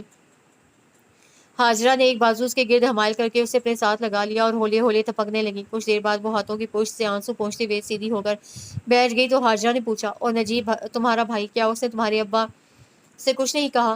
نجیب وہ چھٹی پر آیا تو بہت لڑا ابا سے، اماں سے بھی ناراض ہوا، بولا کیا میں مر گیا تھا جو آپ نے مجھے اطلاع نہیں بھجوائی؟ بہن تھی میری اور یہ چند گھنٹوں کے فاصلے پر تھا، لیکن ابا کو ڈر تھا کہ میں یہ شادی نہیں ہونے دوں گا۔ ہاں ڈر تھا مجھے، ابا نے اعتراف کر لیا تھا، میں زبان دے چکا تھا اور شریف لوگ زبان سے نہیں پھرتے۔ وہ آپ کی بیٹی نہیں تھی اس لیے آپ نے یہ ظلم کیا، دراصل آپ نے کبھی اسے اپنی بیٹی سمجھا ہی نہیں، ہمیشہ اماں کی ہی بیٹی سمجھا۔ وہ روحانسا ہو رہا تھا۔ بہت ظلم کیا ابا آپ نے، بہت ظلم۔ ابا اس کی بات کا جواب دیے بغیر دکان پر چلے گئے تو اس نے مجھ سے شکوہ کیا، میں نے تم سے کہا تھا نا کہ انکار کر دینا۔ میں کیسے انکار کرتی جو میں ایک طرف سر جھکائے بیٹھی تھی؟ مجھے یہاں آئے آج 5واں دن تھا اور میری شادی ہوئے 9 دن ہو گئے تھے۔ کیوں انکار نہیں کر سکتی تھی تم؟ میں نے تمہیں بتایا تھا وہ تمہارے قابل نہیں ہے سارا۔ وہ مجھ سے چھوٹا تھا لیکن وہ ہمیشہ میرا نام لے کر ہی بلاتا تھا۔ میری گردن ابا کے احسانوں کے بوجھ سے جھکی ہوئی تھی، جو میں ان کی بیٹی نہیں تھی، لیکن انہوں نے کیسے احسان؟ اماں نے تڑپ کر میری بات کاٹی تھی۔ کوئی احسان نہیں کیا انہوں نے تم پر، اپنی ذاتی کمائی سے کبھی 1 روپے کی چیز تک نہیں لے کر دی تمہیں، تمہارے تمام اخراجات میں اپنی زمین کی آمدنی سے کرتی تھی، تمہارے کپڑے، تمہارے اسکول کے اخراجات سب میں نہیں چاہتی تھی کہ تمہیں کبھی ایک لمحے کے لیے بھی یہ احساس ہو کہ تمہارا باپ سوتیلا ہے، اور یہ دکان بھی میرے اماں ابا کا گھر بیچ کر بنائی گئی تھی، پھر بھی خود سے وہ کبھی 1 روپے کی چیز تک تمہارے لیے نہیں لائے۔ کاش یہ سب مجھے پہلے سے پتا ہوتا تو میں کبھی بھی، اب بھی اگر تم اس کے ساتھ نہ رہنا چاہو تو طلاق لے لو زارا، میں تمہارے ساتھ ہوں۔ نجیب نہیں چاہتا تھا کہ میں ایسے شخص کے ساتھ اپنی زندگی برباد کروں۔ نہیں نہیں نجو، طلاق یافتہ لڑکی کو معاشرہ اچھا نہیں سمجھتا، اماں نے بے اختیار کہا تھا، اور خود میں بھی نہیں جانتی تھی کہ آگے زندگی میرے لیے جہنم ہوگی۔ 3 دن ہی تو تب گزارے تھے میں نے، اور اندر کہیں امید سی تھی کہ شاید میری خدمت اور محبت اسے بدل دے، لیکن نہیں جانتی تھی کہ اسے تو شادی ہی میری زمین کے لیے کی ہے۔ نجیب دوسرے دن واپس چلا گیا تھا، اس نے ابا سے کوئی بات نہیں کی تھی، وہ ان سے ناراض تھا، اور اس کے جانے کے بعد ابا مسلسل مجھے اکساتے رہے کہ میں روپیہ، پیسہ، زمین سب کچھ اکبر خان کو دے دوں۔ ابا جنہوں نے کبھی مجھ سے بات نہیں کی، اب اکبر خان کے آنے تک ہر روز دکان پر جانے سے پہلے میرے کمرے میں آتے اور معذرت کرتے۔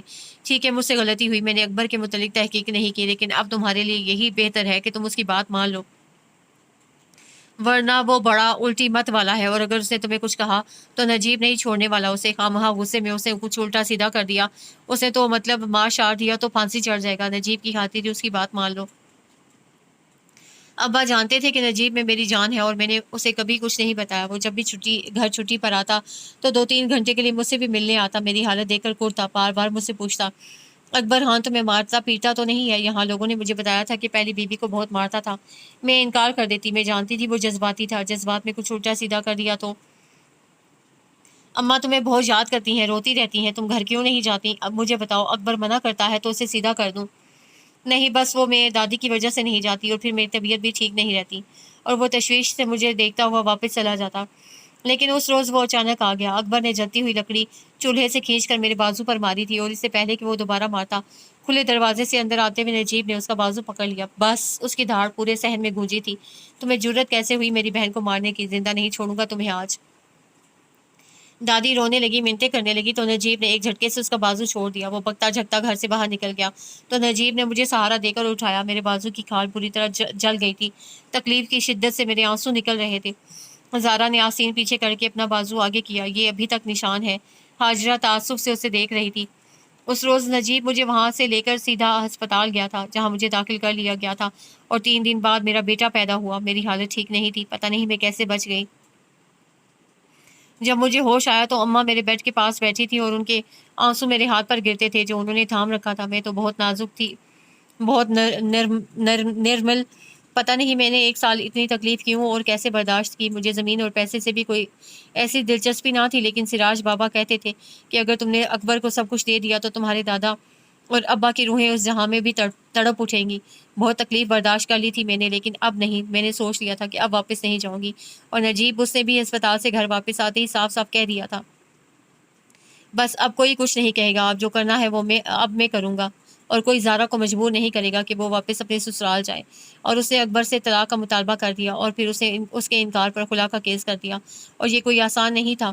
آپا پہلی 2 پیشیوں پر ہی میری ہمت جواب دے گی۔ وکیل نے ایسے ایسے سوال کیے اور ایسی ایسی باتیں کی کہ میرا دل چاہتا تھا کہ زمین پھٹ جائے اور میں اس میں دھنس جاؤں۔ میں نے نجیب سے کہا، خدا کے لیے جو مجھے خلا نہیں چاہیے، بھلے وہ مجھے ساری زندگی طلاق نہ دے، لیکن یہ بے عزتی مجھ سے برداشت نہیں ہوتی، بس ختم کر دو یہ کیس۔ اور اس نے میرے آنسو پوچھے تھے۔ ٹھیک ہے زارا، تم پریشان مت ہو، میں کر لوں گا کچھ نہ کچھ، میں اسے مجبور کروں گا کہ وہ تمہیں طلاق دے دے، چاہے مجھے کچھ بھی کرنا پڑے۔ وہ طلاق دے یا نہ دے، اس سے کیا فرق پڑتا ہے؟ جو مجھے کون سی شادی کرنی ہے، کیوں نہیں کرنی شادی؟ تمہاری پوری زندگی پڑی ہے، میں خود کروں گا تمہاری شادی۔ کتنا اچھا انسان تمہارا ہاتھ تھامنا چاہتا تھا، لیکن ابا نے اسے بات ادھوری چھوڑ دی تھی۔ میں تنہا نہیں ہوں، میرا بیٹا ہے نا، وہ بنے گا میرا سہارا۔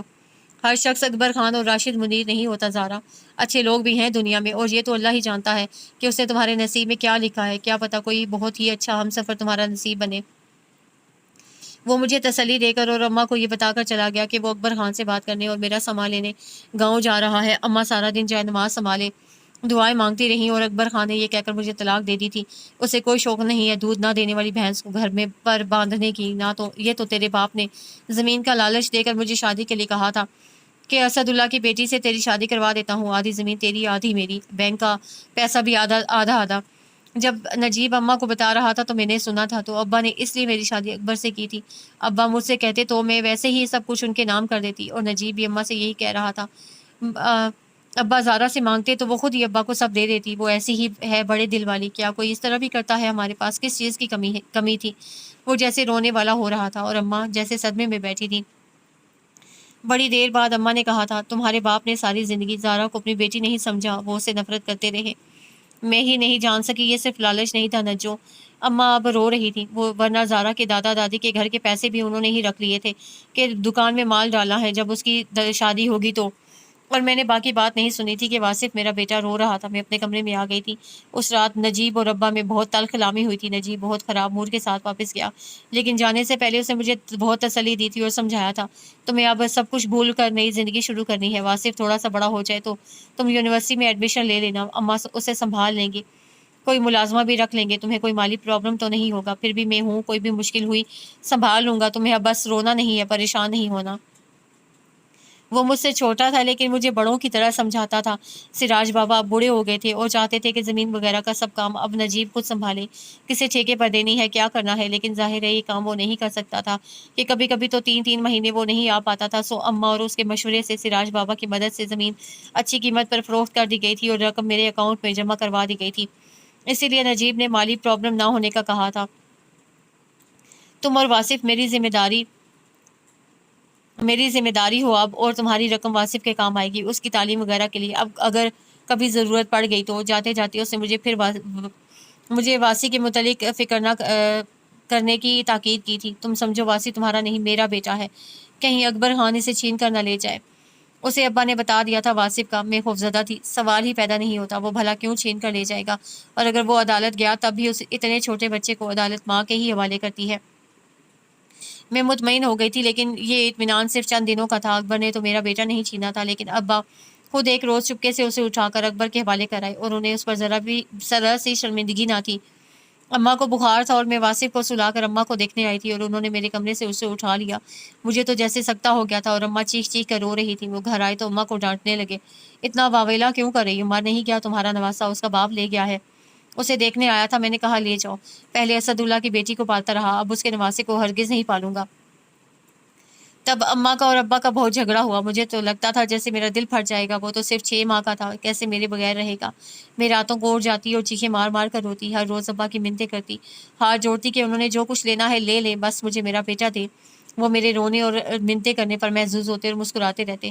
پھر نجیب آ گیا، اماں نے اسے خط بھجوایا تھا۔ آتے ہی ابا کے ساتھ اس کی بہت لڑائی ہوئی، اس نے تھانے میں رپورٹ درج کروائی۔ 2-3 بار پولیس نے اکبر خان کے گھر چھاپا مارا۔ نجیب خود ساتھ گیا تھا، گھر میں صرف دادی تھی۔ انہوں نے بتایا کہ وہ بچے کو لے کر گھر نہیں آیا، وہ بیمار تھی، اس لیے ان کے بھتیجے انہیں لینے آئے ہوئے تھے۔ میرا بیٹا بہت خوبصورت تھا، بالکل اپنے ماموں نجیب کی طرح، میں نے تو اسے جی بھر کر دیکھا بھی نہ تھا۔ اور وہ رونے لگی۔ حاجرہ بے بسی سے اسے دیکھ رہی تھی۔ وہ اس ماں کو کیا تسلی دیتی جس کا بیٹا اتنی چھوٹی سی عمر میں اسے چھن گیا تھا؟ کوئی بھی لفظ اس دکھ کا مداوع نہیں ہو سکتا تھا، اس لیے وہ بس ہولے ہولے اس کا بازو تھپکتی رہی۔ کچھ دیر رونے کے بعد وہ خود ہی سنبھل گئی تھی۔ نجیب بہت کوشش کر رہا تھا، لیکن اکبر کا کہیں پتہ نہیں چل رہا تھا۔ اس کے دوستوں اور جاننے والوں کے گھروں پر بھی چھاپے مارے گئے، لیکن وہ پتہ نہیں کہاں چھپا ہوا تھا۔ نجیب کو جب بھی موقع ملتا گھر آتا، مجھے تسلی دیتا، صبر کی تلقین کرتا، لیکن مجھے صبر نہیں آتا تھا۔ اماں اور ابا میں اب اکثر جھگڑا ہونے لگا تھا۔ ابا جو پہلے کبھی مجھے مخاطب نہیں کرتے تھے، میری طرف دیکھتے نہ تھے، اب آتے جاتے باتیں سناتے، اتنی نفرت سے مجھے دیکھتے کہ مجھے لگتا کہ یہ نفرت مجھے جلا کر راکھ کر دے گی۔ چھوٹے چھوٹے کاموں کے لیے مجھے آوازیں دیتے، جوتے پالش کر دو، کپڑے استری کرو، پانی لے آؤ، 7-7 بار کپڑے استری کرواتے، یہ نہیں وہ کرو، اور پہلا استری شدہ جوڑا گول مول کر کے الماری میں پھینک دیتے۔ مجھے اتنا تنگ کرتے کہ میرا دل چاہتا کہ اس گھر سے کہیں دور کہیں چلی جاؤں، یا پھر چھت سے چھلانگ لگا کر اپنی زندگی ختم کر لوں۔ اب تو کبھی کبھی مجھ پر ہاتھ بھی اٹھا دیتے تھے۔ نفرت ہے مجھے تم سے اور تمہارے باپ سے بھی۔ کئی بار انہوں نے میرے منہ پر تھوک دیا، جیسے انہیں جیسے اماں کی بھی پرواہ نہیں تھی۔ اب میں اماں کی گود میں سر رکھ کر روتی۔ اماں جو کہ ابا تو سنڈریلا کی اماں سے بھی زیادہ ظالم ہے نا، اور جن کے ابا سوتیلے ہوں ان کے لیے تو کبھی کوئی مہربان پری نہیں آتی۔ اماں میرے بالوں میں انگلیاں پھیرتے ہوئے چپکے چپکے آنسو بہاتی، اور میں سوچتی کہ یا اللہ میرے لیے بھی کسی مہربان پری کو بھیج دے جو مجھے اپنے جادو کی بھگی میں بچھا کر میرے بیٹے کے پاس لے جائے، اور بس پھر میں اپنے بیٹے کو لے کر کہیں دور چلی جاؤں، جہاں سے ابا میرے بیٹے کو چھپا کر اکبر خان کو نہ دے سکیں۔ زندگی کی تلخیوں سے گھبرا کر میں تخیل کی وادیوں میں پناہ لیتی تھی۔ ان دنوں زندگی بہت مشکل ہو گئی تھی آپا۔ उसने थकी थकी बोझल पलकें उठाई। अब्बा का रवैया, अब्बा और अम्मा और अब्बा के झगड़े, मुझे अपना आप मुजरिम लगने लगता था। पहले तो कभी उनमें झगड़ा नहीं हुआ था और अब मेरी वजह से अम्मा की उनसे लड़ाई होती। अम्मा चाहती थी कि वो वासी को ले आए, उन्हें ज़रूर पता होगा कि अकबर कहाँ छुपा हुआ है। वो मुकर जाते और फिर तल्ख कलामी झगड़े में बदल जाती। अब्बा इधर उधर पड़ी चीज़ों को ठोकरे मारकर मुझे और मेरे अब्बा को गालियाँ देकर गुस्सा निकालते और अम्मा रोकर, खुदा के लिए जाओ, मुझे कहीं ले जाओ वरना मैं पागल हो जाऊंगी। नजीब 2 दिन की छुट्टी पर आया तो मैंने उसके आगे हाथ जोड़ दिए, मुझे सिराज बाबा के घर छोड़ो या कहीं किसी हॉस्टल में, मैं यहाँ नहीं रहूंगी। तो अम्मा अब्बा में झगड़ा भी नहीं होगा। नजीब ने कहा, ठीक है, वापस जाकर मुझे अपनी दोस्त की बहन के कागजात जमा करवाने हैं। एजुकेशन कॉलेज में एडमिशन के लिए तुम्हारे भी करवा दूंगा। 1 साल का कोर्स है टीचर ट्रेनिंग का। बीएड कर लोगी तो तुम्हारे पास एक डिग्री होगी, जब कभी ज़रूरत पड़ी जॉब कर सकती हो। और फिलहाल वक्ती तौर पर इस माहौल से भी निकल जाओगी। तुम सामने ना हुई तो शायद अम्मा अब्बा में इतने झगड़े भी ना हो। उन दिनों नजीब लाहौर में था। यूँ में क्लासेस शुरू होने पर नजीब के साथ लाहौर चली गई। मेरा एडमिशन हो गया था। मेरे कमरे की लड़कियां अच्छी थीं। वक्ती तौर पर मेरा दिल बहला रहता। नजीब हर वीकेंड पर मुझे मिलने आता था और उम्मीद दिला जाता कि बहुत जल्द वासी मेरे पास होगा, बस मैं अपनी पढ़ाई पर ध्यान दूं। मैं दिन भर तो खुद को मसरूफ़ रखती थी, लेकिन रात को जब बेड पर लेटती तो वासी और अम्मा बहुत याद आते थे। नजीब कभी किसी छुट्टी पर घर भी चला जाता था। जिस रोज़ मैं आखिरी पेपर देकर फारिग हुई तो वो मुझे लेने आया था और बहुत खुश था। ज़ारू, अब इंशाल्लाह 10-15 दिन तक तुम्हारा बेटा तुम्हारे पास होगा। एक जानने वाले के ज़रिए पता चला था कि उसने वासी को यहाँ रखा हुआ है किसी औरत के पास। हम वहाँ गए तो वो जा चुका था वहाँ से। बहरहाल एक शख्स के ज़रिए बात चल रही है उससे। कुछ दे दिलाकर वासी को ले लेंगे। वो तकरीबन रजामंद है, बस रकम अपनी मर्जी की लेना चाहता है। मैंने भी उस दरमियाने शख्स को कह दिया है कि जो मांगता है दे दो, बस काम पक्का हो। इस्लाम लिखवा लेना कि उसका फिर कोई ताल्लुक नहीं होगा वासी से। मैं जो उम्मीद खो बैठी थी बेटे के मिलने की, जैसे फिर से जी उठी थी। और मैंने आगे के लिए भी सोच लिया है। वासी आ जाए तो फिर मैं शादी कर लूँगा। जहाँ भी पोस्टिंग हुई घर मिल जाएगा तो तुम और वासी भी हमारे साथ रहना कि अब्बा अब तुम्हें और वासी को बिल्कुल बर्दाश्त नहीं करेंगे। वो मेरा भाई, मेरा हम दोस्त, हमदर्द, वो कितना अच्छा था आपा कि उसने आगे तक की प्लानिंग कर ली थी मेरे लिए, मेरी खातिर। वो शादी के लिए भी तैयार हो गया। हालांकि पहले वो कहता था कि उसे अभी शादी नहीं करनी, कि अभी कोई ऐसी लड़की नहीं मिली जो उसके दिल के तारों को छेड़ दे। वो अपनी पसंद की शादी करना चाहता था। लेकिन अब वो कह रहा था, अम्मा से कहना मेरे लिए फ़ौरन कोई लड़की ढूंढे। और वो उसका इतना अच्छा भाई कहाँ था? वो उनके साथ क्यों नहीं था? हाजरा ने सोचा था। तभी वो धाड़े मार मार कर रोने लगी, ऊंचा ऊंचा बुलंद आवाज में। हाजरा ने बेख्तियार उसे गले लगा लिया और थपकने लगी। हौसला, सब्र ज़ारा, सब्र। हाजरा को किसी अनहोनी का एहसास हुआ था। कैसे सब्र करूं आपा, कैसे? वो चला गया, मेरा शहजादा भाई, मेरा जो हमेशा के लिए हमें छोड़ गया। वो अपने अब्बा से नाराज़ और खफा सा मुझे ढेर सारी तसल्लियाँ देकर चला गया। मुझे क्या पता था कि अब उसे कभी ना देख सकूंगी। मुझे पता होता कि अब वो कभी अपने कदमों पर चल कर नहीं आ सकेगा तो मैं जंजीर बनकर उसके कदमों से लिपट जाती, उसे कभी जाने ना देती। सिर्फ 4 दिन बाद वो अपनी ड्यूटी पर किसी पहाड़ी इलाके में जा रहा था कि उसकी जीप खाई में गिर गई। ड्राइवर और जो दोनों ख़त्म हो गए। अल्लाह ने उसे हमसे ले लिया। हाजरा आपा, क्यों किया अल्लाह ने ऐसा हमारे साथ? हमारा तो उसके सिवा और कोई नहीं था। अल्लाह को पता था ना, अल्लाह जानता था ना। अब वो बिलक बिलक कर रो रही थी और हाजरा उसे गले से लगाए होले होले थपक रही थी। फिर वो निढाल सी हो गई तो हाजरा ने उसे बिस्तर पर लिटाकर अपने दुपट्टे के पल्लू से उसका चेहरा पोंछा। बस अब नहीं रोना, बिल्कुल नहीं। अल्लाह की रजा पर राजी होना पड़ता है सारा। अल्लाह अपनी मसलहतें खुद जानता है, हम बंदे क्या जाने। जो के चले जाने में भला क्या मसलहत थी आपा? उसने शाकी नज़रों से हाजरा की तरफ देखा और आंखें मूंद ली। एकदम नकाहत सी तारी हो गई थी। हाजरा ने महसूस किया और उसे गर्म दूध लाकर ज़बरदस्ती पिलाया। बस अब बिल्कुल नहीं सोचना, कुछ भी नहीं, और सोने की कोशिश करना। हाजरा जाते जाते उसे ताकीद की थी, लेकिन आज कितने दिनों बाद जख्मों के टांके खुल गए थे। एक एक बार याद आकर आंखें भिगो रही थी। जो के जाने के बाद ज़िंदगी और भी मुश्किल हो गई थी। वासिफ के मिलने की उम्मीद बाकी रही थी, ना ज़िंदगी में मज़ीद किसी अच्छी बात की। वो आंखें मूंदे नजीब के जाने के बाद हवाले हर लम्हे को सोचती चली गई और तकिया भीगता रहा। नजीब मर गया था और इस कुशादा घर में जैसे सन्नाटे उतर आए थे। उन्हें लगता था उसके घर के बाकी तीनों नफूस के अंदर भी जिंदगी मर गई थी। दुख और तीनों का साझा था। तीनों को ही वो बेहद अजीज और प्यारा था। तीनों से ही ये दुख बर्दाश्त नहीं हो रहा था। नासरा और ज़ारा दिन में कितनी बार एक दूसरे के गले लग कर रोती। रातों को ठीक से नींद ना आती। सोते सोते बेचैन होकर उठ जाती। और राशिद मुनीर उन्हें तो पहले यकीन ही नहीं आया था कि उनका लाडला इकलौता बेटा अब इस दुनिया में नहीं रहा। वो एक आशिक बाप था। अपने बेटे से जुनून की हद तक मोहब्बत करते थे और ये मोहब्बत उन्हें यकीन नहीं करने देती थी कि नजीब अब नहीं रहा। और जब यकीन आया तो वो दीवारों से सर पटक पटक कर रोते। रातों को उठ उठ कर चीखें मार मार कर रोते। नजीब को आवाज़ें देते, हाथ जोड़ कर कहते, مجھ سے ناراض مت ہو، دیکھو بھلا کوئی اس طرح بھی ناراض ہوتا ہے، دیواروں سے سر پٹک پٹک کر خود کو زخمی کر لیتے۔ ناصرہ اور زارا بمشکل انہیں سنبھالتی، وہی نہیں رہا تو اب میں جی کر کیا کروں گا، وہ دھاڑے مار مار کر روتا۔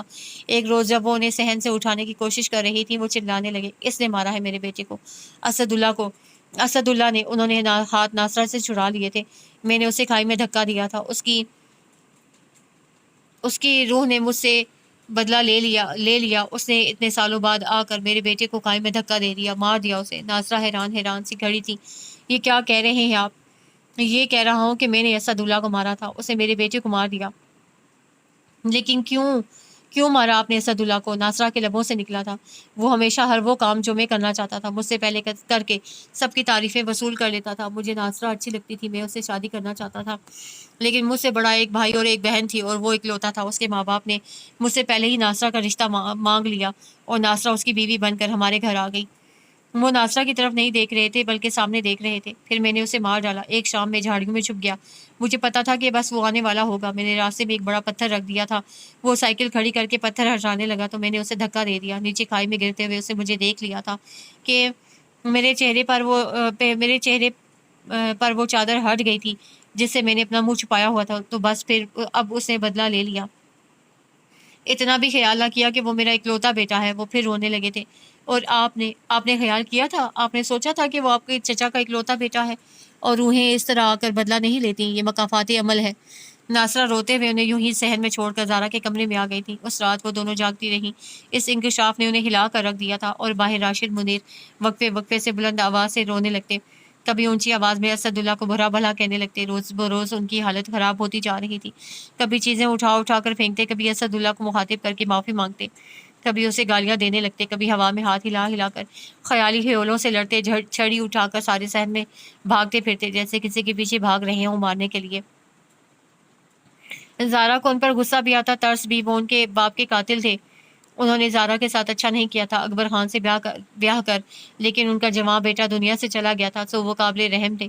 شروع میں تو محلے والوں نے ہمدردی کی، پھر وہ بیزار ہو گئے اور ناصرہ کو مشورہ دینے لگے کہ انہیں کسی دماغی امراض کے اسپتال میں داخل کروا دو، راتوں کو ان کا چیخنا چلانا ان کی نیند خراب کرتا ہے۔ شمس الحق ناصرہ کے خالہ بھائی تھے، نجیب کی وفات پر آئے تھے، ان کا گاؤں 3-4 گھنٹے کی مسافت پر تھا۔ ناصرہ نے خط لکھ کر انہیں بلوایا، ان کے سوا اور کوئی اپنا نہ تھا اور وہ چاہتی تھیں کہ راشد منیر کا علاج ہو جائے، لیکن وہ اکیلی عورت کیا کرتی، کہاں اور کیسے راشد کو لے کر جاتی۔ انہوں نے جو کیا تھا وہ ان کا عمل تھا اور وہ سزا بھگت رہے تھے۔ ذہنی اذیت سے انہیں ہر لمحہ بے چین رکھتی تھی، لیکن وہ ان کے شوہر تھے، ان دو اکیلی عورتوں کا واحد سہارا مرد۔ شمس الحق ان کا خط ملتے ہی آ گئے، لیکن ان کے آنے سے چند گھنٹے پہلے راشد منیر جانے کب گھر سے باہر نکل گئے۔ ارد گرد سے بے نیاز وہ کسی خیالی شخص کے پیچھے چھڑی اٹھائے سڑک عبور کرتے ہوئے ایک تیز رفتار ٹرک کے نیچے آ کر کچلے گئے۔ شمس الحق کچھ دن رہے، ایک دکان کو بھی دیکھا جسے ملازم لڑکا سنبھال رہا تھا، اور ناصرہ کو مشورہ دیا کہ دکان فروخت کر دیں کہ مالک سر پر نہ ہو تو پھر ایک لڑکا تنہا کہاں کام سنبھال سکتا ہے۔ ناصرہ نے کہا وہ جو مناسب سمجھیں کریں، کہ اب انہوں نے جو کچھ کرنا ہے کریں۔ وہ ایک عورت جو کبھی بلا وجہ گھر سے باہر نہیں نکلتی کیا کر سکتی ہیں؟ اور شمس الحق نے کہا تھا کہ وہ چکر لگاتے رہیں گے اور جیسے ہی کوئی مناسب گاہک ملا دکان فروخت کر دیں گے اور ان کے گاؤں جا کر ٹھیکیدار سے بھی تب سب طے کر لیں گے۔ شمس الحق 2-3 ماہ بعد آ کر ان کی خیر خبر لے لیتے تھے، لیکن راشد منیر کے مرنے کے 4 ماہ بعد ایک روز اکبر خان آ گیا اور دکان پر آ کر بیٹھ گیا کہ میں داماد ہوں اور اب وارث ہوں۔ ناصرہ نے بمشکل محلے کے چند معتبر لوگوں کی مدد سے اسے دکان سے اٹھایا۔ وہ جانتے تھے کہ اس نے زارا کو طلاق دے دی تھی، لیکن وہ مکر گیا کہ اسے طلاق نہیں دی۔ نجیب نے جھوٹ بولا تھا اور یہ کہ زارا میری اب بھی بیوی ہے اور میں اسے ساتھ لے کر جاؤں گا۔ اتفاق سے اس روز سراج بابا بھی نجیب کا سن کر اس کی تعزیت کے لیے آئے ہوئے تھے۔ انہوں نے محلے والوں کو بتایا کہ اکبر نے ان کی موجودگی میں طلاق دی تھی۔ تب نجیب کے اور ان کے علاوہ اس کی دادی اور ڈیرے کا ایک ملازم بھی تھا جو دودھ دینے آیا ہوا تھا۔ ہاں، تحریری طور پر کچھ نہ تھا، لیکن تب گاؤں اور دیہاتوں میں ایسے ہی زبانی طلاقیں ہوتی تھیں۔ اس وقت تو اکبر خان چلا گیا، لیکن پھر جیسے اس نے انہیں تنگ کرنے کا فیصلہ کر لیا تھا، پتہ نہیں وہ کیا چاہتا تھا۔ ہر دوسرے تیسرے روز وہ 2-3 گھنٹا قسم کے ساتھیوں کے ساتھ آ جاتا اور ادھم مچا کر چلا جاتا۔ 1-2 بار رات کے وقت انہیں لگا جیسے صحن میں کوئی کودا ہو۔ ساری رات وہ دونوں جاگتی رہیں۔ اسد اللہ کی جائیداد کا وارث میرا بیٹا ہے، اپنی بیٹی سے کہو اپنا حصہ لے کر ساری زمین میرے بیٹے کے نام کر دے۔ ایک روز ناصرہ کسی کام سے گھر سے باہر نکلی تو اسے راستہ روک کر کہا تو محلے کے ایک بزرگ نے اسے ڈپٹ کر بھگایا۔ راشد منیر جس حالت میں بھی تھے، ان کی موجودگی میں اکبر خان اس طرح ناصرہ کا راستہ روکنے کی جرت نہیں کر سکتا تھا۔ وہ نہیں تھے تو اب وہ دھمکیاں دینے لگا تھا، کبھی کہتا زارا کو اٹھا کر لے جائے گا، کبھی کہتا مار ڈالے گا۔ شمس الحق نے سمجھایا کہ وہ کچھ نہیں کر سکتا، لیکن وہ عورتیں تھیں، ہر وقت ڈری اور سہمی رہتی۔ تب شمس الحق دکان فروخت کر کے انہیں اپنے ساتھ اپنے گاؤں لے گئے اور گھر عارضی طور پر کرائے پر دے دیا۔ شمس الحق صاحب کا گھر بہت بڑا نہیں تھا، لیکن اتنا چھوٹا بھی نہیں تھا کہ وہ ایک کمرہ ماں بیٹی کو نہ دے سکتے تھے۔ یہاں زندگی پرسکون تھی۔ اکبر کو یہاں کا پتہ نہیں تھا، لیکن پتہ چل بھی جاتا تو بھی وہ یہاں اکیلی نہ تھی۔ شمس الحق ماموں تھے اور ان کے 2 کڑیل جوان بیٹے تھے، اور انہوں نے ناصرہ کو بہت تسلی دی تھی۔ پھپھو ہمارے ہوتے ہوئے کسی کی ضرورت نہیں کہ وہ آپ کی یا زارا بہن کی طرف آنکھ اٹھا کر بھی دیکھ سکے۔ گو وہ اکبر کی طرف سے مطمئن تھی، لیکن نجیب کی ابدی جدائی ایک ایسا زخم تھا جو مسلسل رہتا تھا۔ سارا دن وہ حوصلہ کیے رکھتی تھی، لیکن کمرے میں آتے ہی دونوں کے آنسو بہہ نکلتے تھے۔ یہ کیا ہو گیا تھا ان کے ساتھ؟ اچانک ایسے غم کے پہاڑ ان پر ٹوٹ پڑے تھے۔ شمس الحق کے انکار کے باوجود ناصرہ اپنے کھانے پینے کا خرچ ہر ماہ صابرہ بھابھی کو پکڑا دیتی تھی۔ 6-7 ماہ تو بہت سکون سے گزر گئے تھے، لیکن پھر زارا نے محسوس کیا کہ مامی زبان سے تو کچھ نہیں کہتی تھی، لیکن ان کے رویے میں بیزاری صاف نظر آتی تھی۔ تب اس نے شمس الحق سے کہا تھا، ہم ساری زندگی تو آپ پر بوجھ نہیں بن کر نہیں رہ سکتے، کل کو آپ نے بیٹوں کی شادیاں بھی کرنی ہے، تو ہمیں یہاں گاؤں میں ہی کوئی گھر خرید دیں۔ کیا کوئی بات ہوئی ہے بیٹا؟ شاید وہ بھی اپنی بیوی کے رویے کو محسوس کرتے تھے۔ نہیں ماموں جان، ایسی کوئی بات نہیں، بس اماں اور میں چاہتے ہیں کہ اپنا گھر ہو، اور ہمارا گھر یہاں گاؤں میں ہی ہوگا تو ہمیں آپ کا آسرا بھی رہے گا۔ لیکن بھائی کا گھر ہوتے ناصرہ الگ گھر کیوں لے؟ میری غیرت گوارا نہیں کرتی، تم یہاں ہی رہو گی، اور جب فاروق اور عادل کی شادی کا وقت آیا تو ان کے لیے بھی کمرے بن جائیں گے۔ لیکن صابرہ مامی کا رویہ روز بروز خراب ہوتا جا رہا تھا۔ تب اسے شمس الحق سے کہہ کر لاہور اپنے کالج سے اپنا رزلٹ منگوایا، اور جب اخبار میں ٹیچرز کی آسامیاں نکلی تو اس نے بھی درخواست دے دی۔ انٹرویو کال آئی تو وہ شمس الحق کے ساتھ جا کر انٹرویو بھی دے آئی، اور خوش قسمتی سے اسے جاب بھی مل گئی۔ لیکن اجنبی شہر میں تم کہاں اور کیسے رہو گی، وہ بھی اکیلی؟ شمس الحق پریشان ہوئے۔ کیا پتا اسکول کا ہاسٹل بھی ہو، اور اگر نہ ہو تو کوئی گھر کرائے پر لے کر اماں کو ساتھ لے جاؤں گی۔ وہ یہاں سے جانے کا فیصلہ کر چکی تھی۔ ساتھ والے قصبے میں ہائی اسکول ہے، لڑکیاں یہاں سے ہر روز آتی جاتی ہیں، 20-25 منٹ کا راستہ ہے، میں کسی سے کہہ سن کر وہاں لگوا دیتا ہوں۔ شمس الحق بے حد مخلص اور ہمدرد انسان تھے۔ وہ نہیں چاہتے تھے کہ ماں بیٹی وہاں اکیلی رہیں اور اکبر یا کوئی اور انہیں تنگ کرے۔ گورنمنٹ کی نوکری اتنی آسانی سے نہیں ملتی ماموں، ایک دفعہ جوائن کر لوں، پھر اگر کوئی مشکل ہوئی تو ٹرانسفر کی کوشش کروں گی، نہ ہو سکی تو واپس آ جائیں گے، آپ پریشان نہ ہوں۔ اس نے انہیں تسلی دی تو وہ خاموش ہو گئے۔ سمجھ گئے تھے زارا نے بلا وجہ یہ فیصلہ نہیں کیا ہوگا۔ صابرہ کے مزاج سے بھی واقف تھے، اس لیے خود جا کر پہلے مولوی صاحب سے بات کی، جن سے پرانی واقفیت تھی، کہ کہیں کوئی گھر کرائے پر مل جائے جہاں وہ اپنی بہن اور بھانجی کو بے فکر ہو کر چھوڑ جائیں، آس پاس اچھے اور شریف لوگ رہتے ہوں۔ ان کے مختصر حالات بھی مولوی صاحب کو بتائے تو انہیں فوراً حاجرہ کا خیال آیا۔ ایک بار حاجرہ نے ان کی بیوی سے کہا تھا کہ کوئی بیوہ عورت ہو تو اوپر کا پورشن خالی پڑا ہے، سوچ رہی ہوں رکھ لو، دوسرا ہٹ ہو جائے گی۔ نہیں خیر، مالی پریشانی تو ان لوگوں کو نہیں ہے، اللہ کا دیا بہت کچھ ہے، آپ ان خاتون سے کرائے پر گھر لینے کی بات کریں۔ شمس الحق بھی مولوی صاحب سے تفصیل جان کر مطمئن ہو گئے۔ شروع میں تو یہاں آ کر بھی ذرا خوفزدہ اور پریشان رہی، 2-3 دن تو شمس الحق ان کے ساتھ ہی رہتے، خود اسکول چھوڑ کر آئے جو نزدیک ہی تھا، اور پھر ان کے جانے کے بعد کئی دن تک وہ ادھر ادھر خوفزدہ ہو کر دیکھتی کہ کہیں اکبر خان نہ ہو آس پاس۔ چادر سے چہرہ اچھی طرح چھپائے وہ گھر سے نکلتی تھی، پھر آہستہ آہستہ اس کا خوف کم ہوتا گیا۔ اسٹاف اچھا تھا، 2-3 ہمعمر لڑکیوں سے دوستی ہو گئی تھی، فری پیریڈ میں گپ شپ لگتی تھی، دل کسی حد تک بہل گیا تھا، لیکن گھر آ کر تنہائی ملتے ہی جیسے سارے دکھ جاگ اٹھتے تھے۔ ناصرہ کی حاجرہ اور مولوی صاحب کی بیوی کے علاوہ بھی کچھ خواتین سے آتے جاتے سلام دعا ہو جاتی تھی، لیکن زارا حاجرہ کے علاوہ اور کسی کو نہیں جانتی تھی۔ کیا زندگی میں اب وہ کبھی اپنے بیٹے کو نہ دیکھ پائے گی؟ وہ گھبرا کر اٹھ بیٹھی، اور کیا بڑا ہو کر میرا بیٹا بھی اپنے باپ کی طرح ہوگا، شرابی اور عیاش، اتنا ہی ظالم اور بے حس؟ نہیں میرے اللہ، نہیں، میرے بیٹے کو اچھا انسان بنانا، اپنے ماموں کی طرح نیک اور ہمدرد۔ اس کے لبوں سے بے اختیار نکلا۔ تبھی حاجرہ نے دروازہ کھول کر اندر جھانکا اور اسے بیٹھے دیکھ کر اندر آ گئی۔ اب کیسی طبیعت ہے زارا؟ حاجرہ نے اس کی پیشانی پر ہاتھ رکھا۔ بخار تو اب کم ہی لگتا ہے، سوائے دودھ کے، صبح سے تم نے کچھ نہیں کھایا۔ میں یخنی لے آتی ہوں، ڈبل روٹی کے ساتھ تھوڑی سی لے لو، 3 بجنے والے ہیں، دوا کی دوسری خوراک کا وقت بھی ہو گیا ہے۔ زارا نے بے بسی سے اسے دیکھا، اس کا دل کچھ بھی کھانے کو دل نہیں چاہ رہا تھا، لیکن حاجرہ کا خلوص اور محبت وہ انکار نہ کر سکی۔ حاجرہ یخنی اور ڈبل روٹی لے آئی، اس نے بمشکل ایک سلائس لیا۔ حاجرہ نے بھی زیادہ اصرار نہیں کیا، جانتی تھی صرف بخار نہیں، بھوک نہیں اڑائی، ماضی کا تکلیف دہ سفر بھی دل پر بوجھ کی طرح دھرا ہے۔ آپا، اسے یخنی کا خالی باؤل ایک طرف میز پر رکھ کر حاجرہ کی طرف دیکھا۔ مرے ہوئے پر تو ایک دن صبر آ جاتا ہے آپا، لیکن جو زندہ ہی جدا ہو جائے اس پر صبر کیسے آئے؟ آپ 5 وقت نماز پڑھتی ہیں، اتنی نیک ہے، میرے لیے دعا کیا کرے نا مجھے صبر آ جائے، میں واسی کو بھول جاؤں، وہ مجھے بالکل یاد نہ آئے۔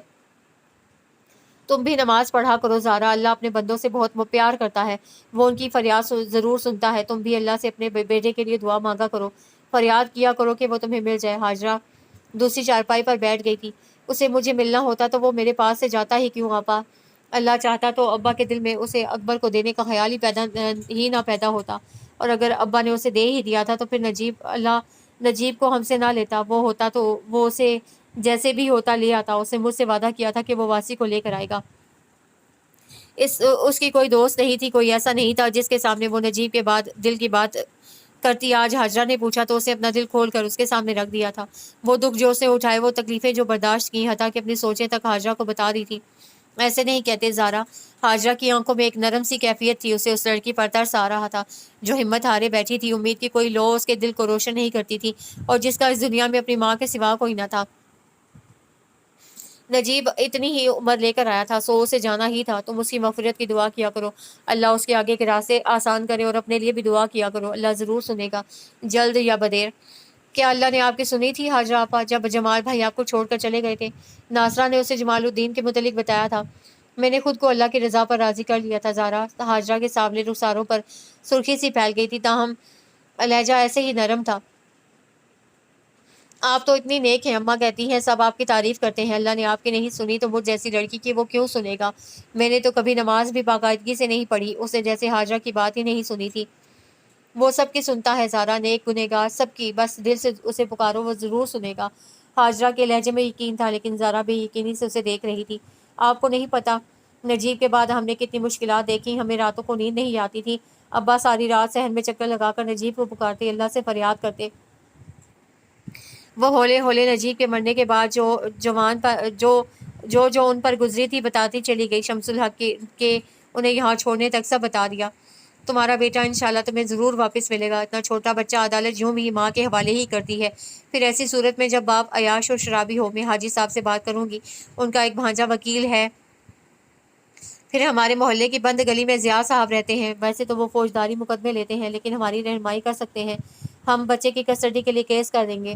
ہاجرہ نے اسے تسلی دی، لیکن زارا خوفزدہ ہو گئی۔ نہیں آپا نہیں، اسے پھر پتہ چل جائے گا کہ ہم لوگ یہاں ہیں، پھر وہ اپنے گنڈے دوستوں کو لے کر یہاں آ جائے گا اور مقدمہ اور ہنگامہ کرے گا، مجھ پر جھوٹے الزام لگائے گا، آپ کا سکون بھی برباد ہو جائے گا۔ نہیں، مجھے کیس نہیں کرنا آپا، بس آپ میرے لیے دعا کیا کریں کہ مجھے نجیب کی موت اور واسی کی جدائی پر صبر آ جائے۔ میں نے ماموں کے گاؤں جانے کے بعد انہیں بھی منع کر دیا تھا، کیس کرنے سے کہ پتہ چلا تھا کہ اکبر کی دادی نے مرنے سے پہلے اپنا گھر اور زمین سب اکبر کے نام کرنے کے بجائے واصف کے نام کر دی تھی، اور اس کے بعد وہ کسی صورت اسے ہمارے حوالے نہیں کرے گا۔ حالانکہ ماموں نے کسی کے ذریعے اسے کہلوایا تھا کہ وہ کچھ لے کر واصف کو مجھے لکھ کر دے دے، لیکن اسے انکار کر دیا تھا۔ وہ بہت چالاک اور ہوشیار ہے اور بہت ہی گھٹیا ہے، اگر ہم نے کیس کر دیا نا تو پھر اسے ہمیں چین نہیں لینے دینا، اور گلی والوں نے تنگ آ کر ہمیں یہاں سے نکال دینا ہے۔ ہماری گلی والے ایسے نہیں ہیں زارا، پھر بھی تم پریشان نہ ہو، تمہاری مرضی کے بغیر تو کچھ نہیں ہوگا۔ ہاجرہ کھڑی ہو گئی تھی۔ مجھے کچھ دوپٹے رنگ کر کل دینے ہیں، حمید دھوبی کی بیٹی کی شادی اچانک طے پا گئی ہے تو وہ کچھ دوپٹے دے گئی تھی رنگنے کے لیے، کل دوں گی انہیں، تو پھر کوئی گوٹا کناری اور کام وہاں بھی کروانا ہوگا۔ اس موضوع پر پھر بات کریں گے کہ تمہارے بیٹے کو کیسے لیا جائے۔ ہاجرہ اسے آرام کرنے کی تلقین کر کے باہر آ گئی، لیکن کام کرتے ہوئے بھی مسلسل سوچتی رہی کہ زارا کے بیٹے کو کیسے اس کے باپ کے چنگل سے چھڑایا جائے، کہ اس کے بغیر یہ ناممکن تھا، اور اچانک اسے ایک خیال آیا اور وہ دل ہی دل میں میجر طاہر سے بات کرنے کا فیصلہ کر کے مطمئن سی ہو گئی۔ تو تم نے کیا سوچا ہے طاہر؟ سبز دروازے والے گھر کے فرنٹ فلور کے صحن میں خدیجہ تخت پر بیٹھی تھی اور اس کے پاس ہی طاہر بیٹھا تھا، دونوں کے ہاتھ میں چائے کے کپ تھے اور سامنے پڑی لکڑی کی میز پر ایک پلیٹ میں کچھ بسکٹ رکھے تھے۔ باقی رنگ ساز کے گھر کے دروازوں اور کھڑکیوں پر آج بھی سبز رنگ تھا اور ٹیرس کے جنگلے کو بوگن ویلیا کی بیلوں نے ڈھک رکھا تھا۔ گراؤنڈ فلور پر دکانیں تھیں، اس میں جب بھی میکے آتی مشورہ دیتی تھی کہ دکانیں ختم کر کے گراؤنڈ فلور پر ایک خوبصورت ڈرائنگ روم اور گیسٹ روم اٹیچڈ باتھ کے بنا دیا جائے، اور نہیں تو ان کھڑکیوں اور دروازوں کا رنگ بھی بدل دیا جائے، لیکن اسمی کی بات کا کبھی کسی نے جواب نہیں دیا تھا۔ بس ایک بار باقر نے کہا تھا اتنے لوگوں کا روزگار چل رہا ہے، یہاں سے نکل کر کہاں جائیں گے بیچارے؟ نئے سرے سے دوسرے علاقے میں سیٹ ہونا اور نئے سرے سے کاروبار چلانا آسان نہیں ہوتا۔ میں نے پوچھا ہے طاہر تم نے پھر کیا سوچا ہے؟ خدیجہ نے اپنی بات دہرائی تو طاہر نے چونک کر اس کی طرف دیکھا۔ کس کے متعلق؟ شادی کے متعلق۔ اماں ابا چاہتے ہیں کہ چھوٹی کی شادی کے ساتھ تمہاری بھی شادی ہو جائے۔ طاہر کو آئے 2 دن ہو گئے تھے اور خدیجہ کو آج موقع ملا تھا اس سے بات کرنے کا۔ اماں حاجی صاحب کے گھر گئی ہوئی تھی زیب خالہ کی مزاج پرسی کے لیے کہ چند دن پہلے ان کے پتے کا آپریشن ہوا تھا ہسپتال میں، تو وہ خالہ پروین اور حاجرہ کے ساتھ ہو آئی تھی، لیکن اب انہیں گھر آئے ہوئے بھی 4 دن ہو گئے تھے، وہ جا ہی نہ سکی تھی۔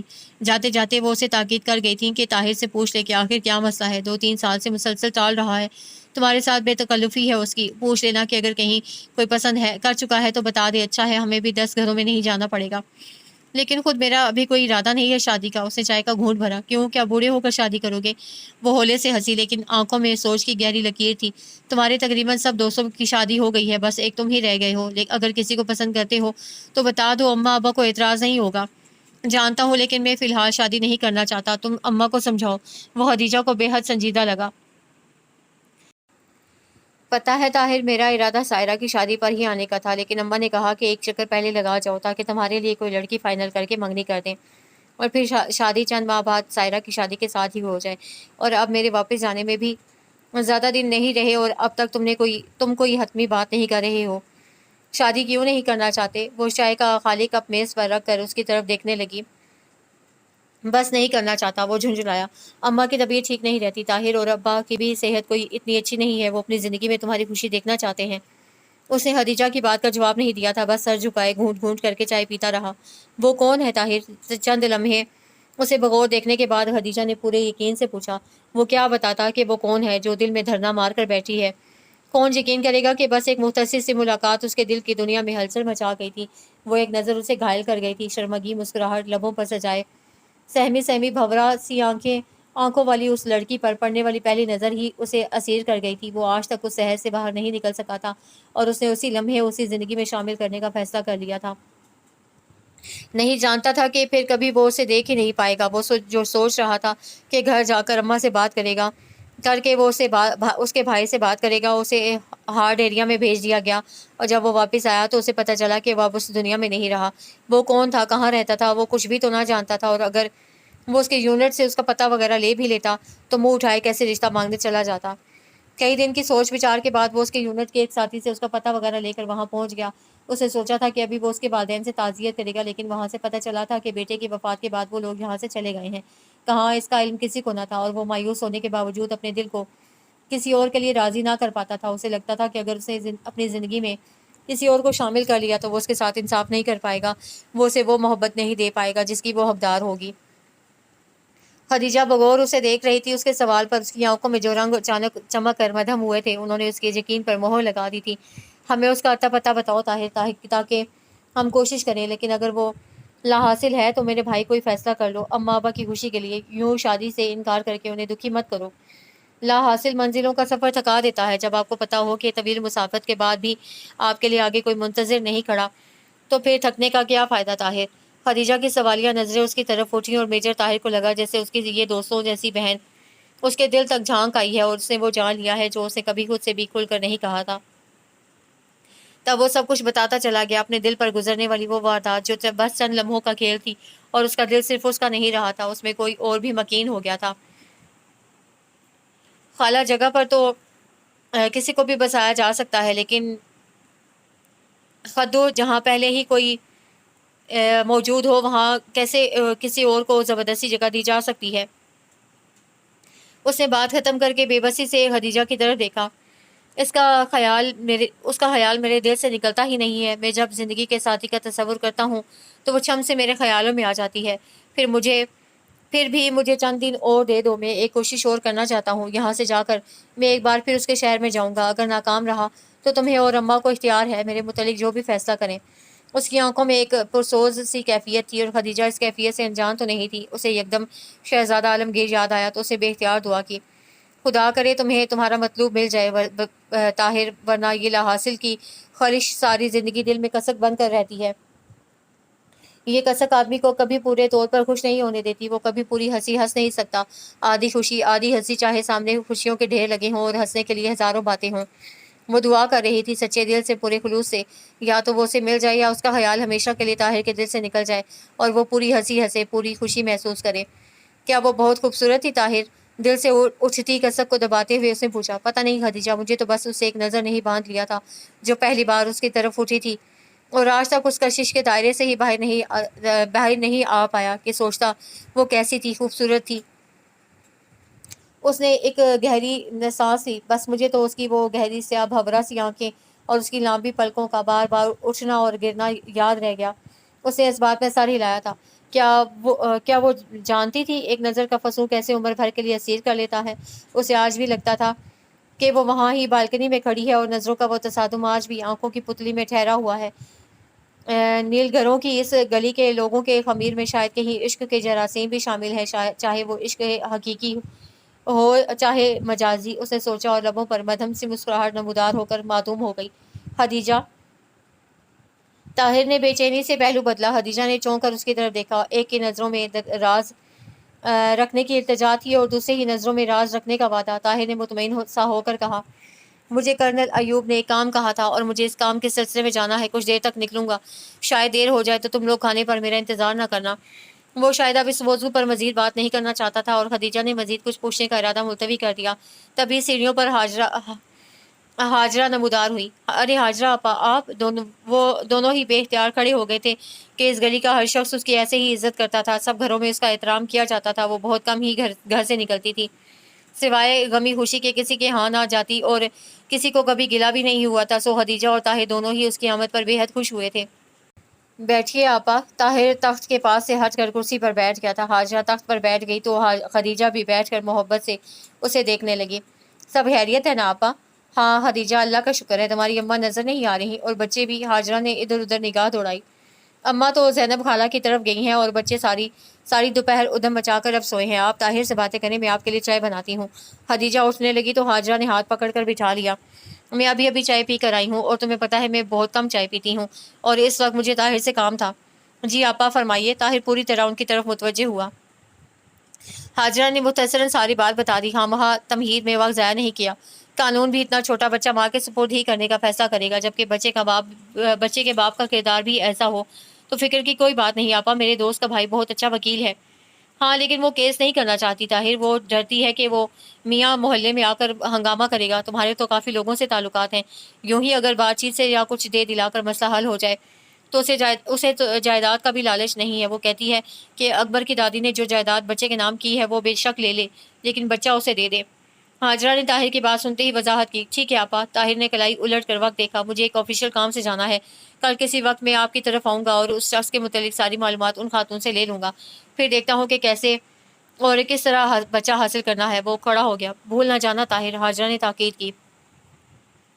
ہاجرہ نے زندگی میں پہلی بار کوئی کام کہا تھا تو یہ کیسے ممکن تھا کہ وہ بھول جاتا؟ سو وہ دوسرے دن اپنے کام سے فارغ ہو کر ان کے گھر پہنچ گیا تھا۔ ہاجرہ صحن میں کڑاہی چولہے پر رکھے کام میں مصروف تھی اور ناصرہ تخت پر بیٹھی تھی۔ ہاجرہ طاہر کو دیکھ کر خوش ہوئی۔ آؤ بیٹھو طاہر، ابھی میں ناصرہ آپا سے تمہارا ہی ذکر کر رہی تھی۔ اس نے برآمدے میں پڑی کرسی کی طرف اشارہ کیا اور کڑاہی چولہے سے اتار کر برآمدے میں آ گئی۔ آپا یہ میجر طاہر ہے، میں نے اس سے ساری بات کی تھی، انشاءاللہ یہ بچے کو حاصل کرنے کے لیے کوئی نہ کوئی راستہ ڈھونڈ ہی لے گا۔ طاہر نے ہاجرہ کی طرف دیکھا جو بڑے یقین سے کہہ رہی تھی۔ لمحے بھر کے لیے وہ پریشان ہوا، اگر نہ ڈھونڈ سکا تو، لیکن دوسرے ہی لمحے وہ پرسکون ہو گیا۔ انشاءاللہ آپا۔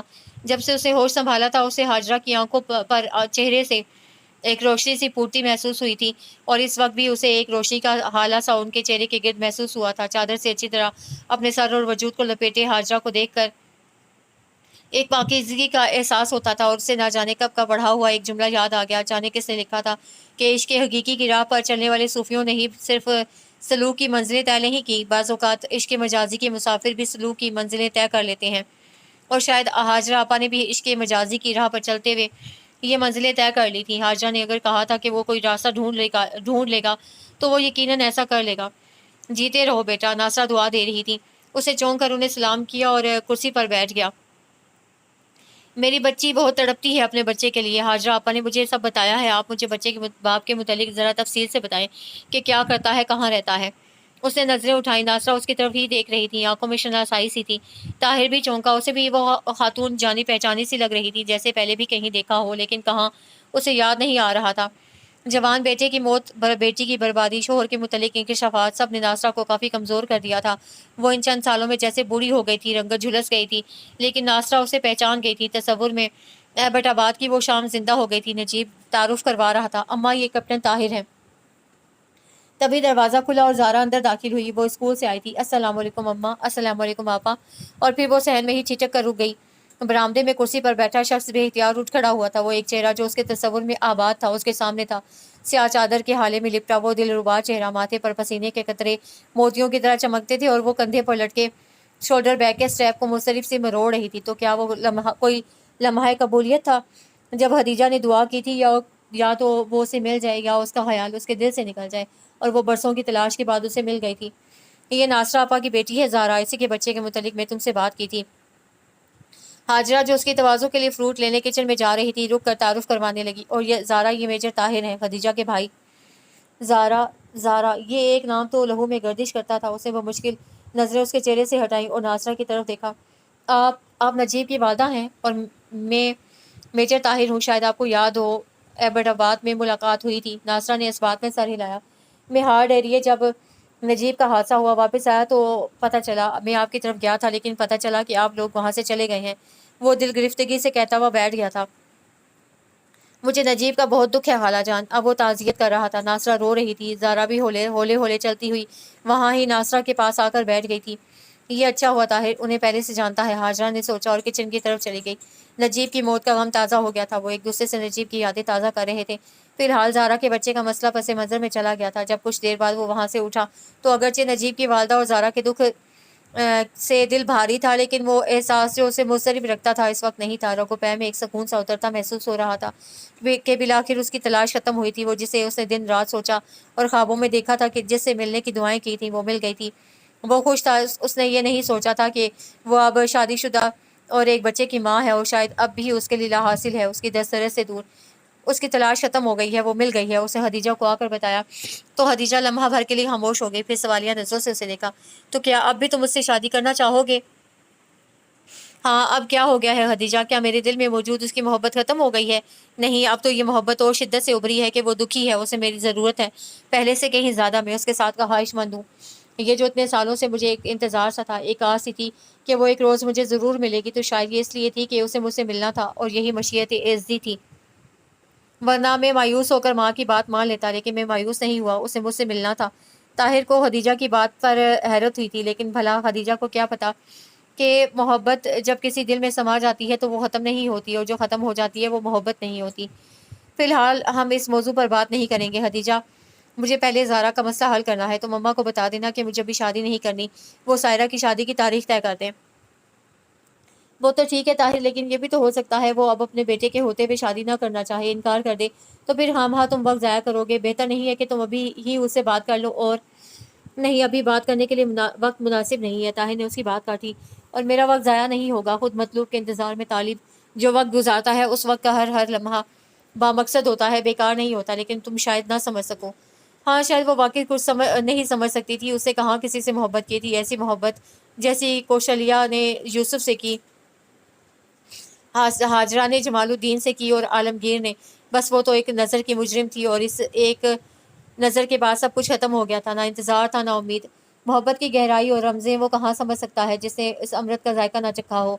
मेजर ताहिर के लबों पर मध्यम सी मुस्कुराहट नमूदार हुई, और वो हदीजा को वहाँ ही बरामदे में तख्त पर बैठा छोड़कर अपने कमरे में आ गया कि उसे हाजरा से किया वादा ही नहीं निभाना था, अपनी महबूब हस्ती के गम ज़दा दिल को सुकून भी मुहैया करना था। सो वो कुछ देर बाद ही अपना बैग उठाए बाहर निकला, तो हदीजा ने हैरानी से उसे देखा। क्या तुम जा रहे हो ताहिर? अभी तो तुम्हारी छुट्टियाँ हैं। हाँ, इसीलिए तो जा रहा हूँ कि छुट्टियों में हाजरा आपा ने जो काम किया है, कहा है, वो कर सकूँ, वरना ड्यूटी पर चला गया तो मुश्किल हो जाएगी। दुआ करना कि एक माँ के ज़ख्म खुर्दा दिल के लिए मरहम तलाश कर सकूँ। वो अम्मा से मिलकर बाहर आया तो हैरान बैठी हदीजा के सर पर हल्के से चपत लगाई। तुम परेशान ना हो, तुम्हारी फ्लाइट से एक दिन पहले आ जाऊँगा। और अम्मा से क्या कहूँ अब? कह देना कि सायरा की शादी कर दे, मुझे अभी नहीं करनी। वो बैग कंधे पर लटकाए सीढ़ियों की तरफ बढ़ गया, और हदीजा सोचती ही रह गई कि उस संजीदा और कमगो से ताहिर ने, जिसने کبھی کوئی رومانی ناول تک نہیں پڑھا تھا، اور جو کبھی محبت کو خرافات کہتا تھا، کیسے محبت کو اپنے دل کا مکین بنا لیا تھا۔ اور وہ اکبر خان کے گاؤں سے اس کا ٹھکانہ معلوم کر کے جب اپنے بے حد مہربان کرنل ایوب کو ساتھ لے کر اس کے ٹھکانے پر پہنچا تو حیران رہ گیا۔ کثرت شراب نوشی نے اس کی حالت مردوں جیسی کر دی تھی۔ وہ ایک چھوٹے سے فلیٹ میں رہ رہا تھا۔ کرنل ایوب نے اس کے ساتھ طے کیا تھا پہلے افہام و تفہیم سے مسئلہ حل کرنے کی کوشش کریں گے، پھر قانونی کارروائی کی بات کریں گے۔ پہلے تو اسے کچھ اکڑ دکھائی، لیکن پھر سیدھا ہو گیا۔ تمہاری دادی نے بچے کے نام جو کچھ کیا ہے، زارا اور اس کی والدہ کو اسے کوئی واسطہ نہیں ہے، تو وہ تم رکھو اور بچہ اس کی ماں کے حوالے کر دو۔ کرنل ایوب بہت باروک شخصیت کے مالک تھے۔ تھوڑی سی لہل و لعب کے بعد وہ راضی ہو گیا کہ شاید اب بچے کو سنبھالنا اس کے لیے بھی مشکل ہو رہا تھا، اور اسے رقم کی بھی ضرورت تھی۔ بچے کی حالت بھی کچھ ٹھیک نہیں تھی، وہ بہت کمزور سا تھا۔ وہ ان کے ساتھ گاؤں آیا تھا۔ اس کی دادی کے بھتیجوں نے زمین خود خرید کر رقم ادا کر دی تھی جو اکبر خان کو دے دی گئی تھی۔ گھر تو پہلے بھی اس کے قبضے میں ہی تھا۔ اصل میں تو یہ سب کچھ میرا ہی ہے۔ دادی نے میرے ساتھ انصاف نہیں کیا۔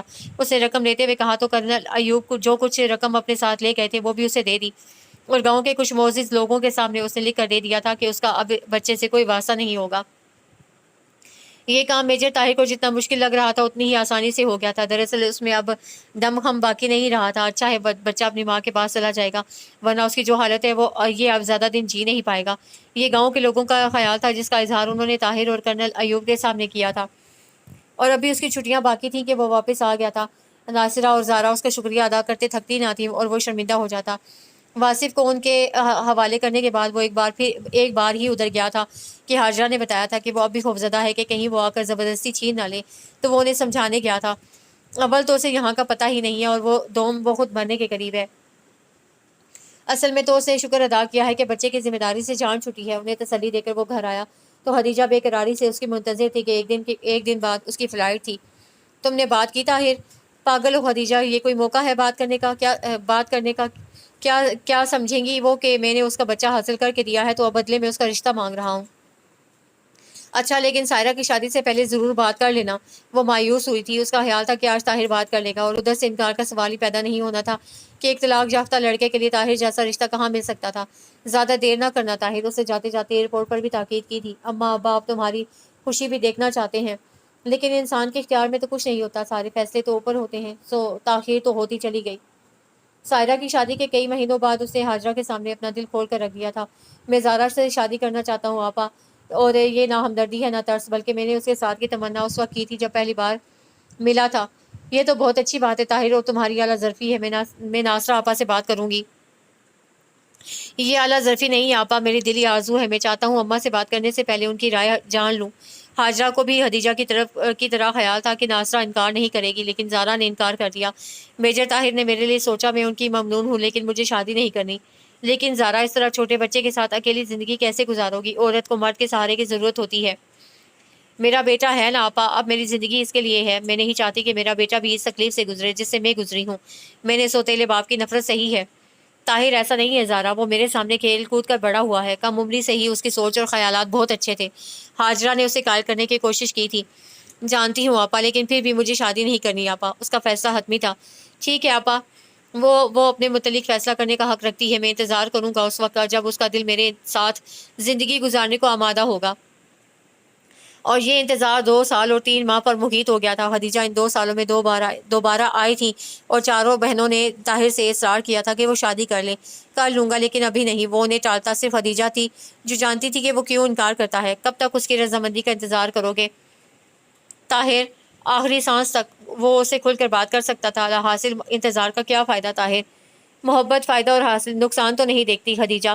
اسے سوتیلے رشتے کا جو زہر پیا ہے وہ اسے تم پر اعتبار نہیں کرنے دیتا۔ وہ ڈرتی ہے کہ کہیں اس کا بیٹا بھی اس رشتے کی وجہ سے اس تکلیف سے نہ گزرے جس سے وہ گزری تھی۔ حاجرہ نے اسے زارا کا خوف اور ڈر بتایا تھا۔ تم اس سے خود بات کرو طاہر، شاید اس کا اعتبار بحال ہو سکے۔ اچھا، میں حاجرہ آپا سے بات کروں گا۔ پتہ نہیں وہ اس طرح مجھ سے بات کرنا چاہے گی بھی یا نہیں۔ پھر مجھے اپنی محبت سے زیادہ اس کی عزت عزیز ہے۔ میں نہیں چاہتا کہ کوئی اس کے کردار پر انگلی اٹھائے۔ اسے خدیجہ کی بات پسند تو آئی تھی، لیکن پھر بھی پہلے اس نے حاجرہ سے بات کی تھی کہ ایک بار پھر وہ اسے بات کریں، اور یہ کہ اگر وہ اجازت دے تو وہ اسے خود بات کرنا چاہتا ہے۔ میں کوشش کروں گی طاہر کہ وہ تم سے بات کر لے، شاید تم اسے قائل کر سکو، لیکن اگر نہ کر سکو تو اپنے اماں ابا کی خوشی کے لیے ان کی بات مان لینا۔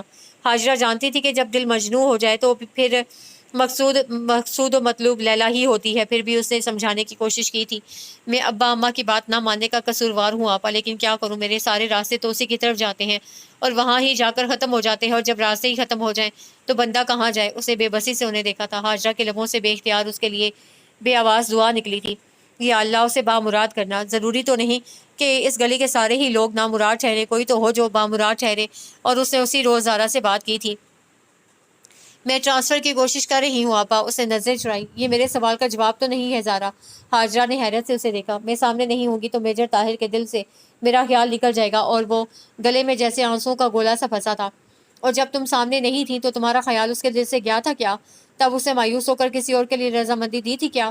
ہاجرہ کو خدیجہ نے سب بتا دیا تھا کہ شاید وہ وہی زارا اور طاہر کو سمجھا سکے۔ نہیں نا میری جان پسندیدگی، جب محبت میں اور محبت عشق میں ڈھل جائے تو پھر راستے بدلنا ممکن نہیں ہوتا۔ طاہر کے لیے بھی اب راستہ بدلنا ممکن نہیں رہا۔ تم اپنے دل میں تھوڑی سی وسعت پیدا کر لو، خود کو ماضی کے خلاف کے خوف سے آزاد کر لو زارا۔ طاہر تمہارا بہت اچھا ہم سفر ثابت ہوگا۔ عورت کے لیے تنہا جینا آسان نہیں ہوتا۔ خالہ کب تک تمہارا ساتھ دیں گی؟ تم یہاں سے ٹرانسفر کروا کے کسی اجنبی شہر میں جانا چاہتی ہو تو تمہارے پاس کیا ضمانت ہے کہ وہاں سب لوگ اچھے ہوں گے؟ تم جوان ہو، خوبصورت ہو، اور بہت سارے اچھے لوگوں میں کوئی ایسا بھی ہو سکتا ہے جو تمہارے لیے زندگی مشکل کر دے۔ میں تو اس لیے یہاں سے جانا چاہتی ہوں کہ مجھے اپنا آپ مجرم سا لگنے لگا ہے، جیسے میں خدیجہ آپا اور ان کے والدین کو خوشیوں میں رکاوٹ ہوں، ورنہ اب اماں اور میں کب سے یہاں سے جانا چاہتے ہیں۔ اور اب تو واسی بھی ہر وقت آپا آپا کرتا رہتا ہے، رات کو سوتے میں بھی مچل اٹھتا ہے کہ آپا کے پاس جانا ہے۔ زارا کے اپنے ڈر اور خوف تھے۔ تم یہاں رہ کر بھی جاؤ تو خالہ اور میں ہمیشہ تمہارے ساتھ نہیں رہیں گے، ایک روز سب کو جانا ہی ہے تو۔ ہاجرہ کی نظریں اٹھی تو بے اختیار اس کے لبوں سے نکلا، تو اس گلی کے لوگ تو ہیں نا جنہیں آپ نایاب کہتی ہیں، کیا یہ مجھے تحفظ نہ دیں گے؟ یہ لوگ جو آج ہیں شاید کل نہ ہوں، آنے والی نسلیں کیسی ہوں گی کون جانے۔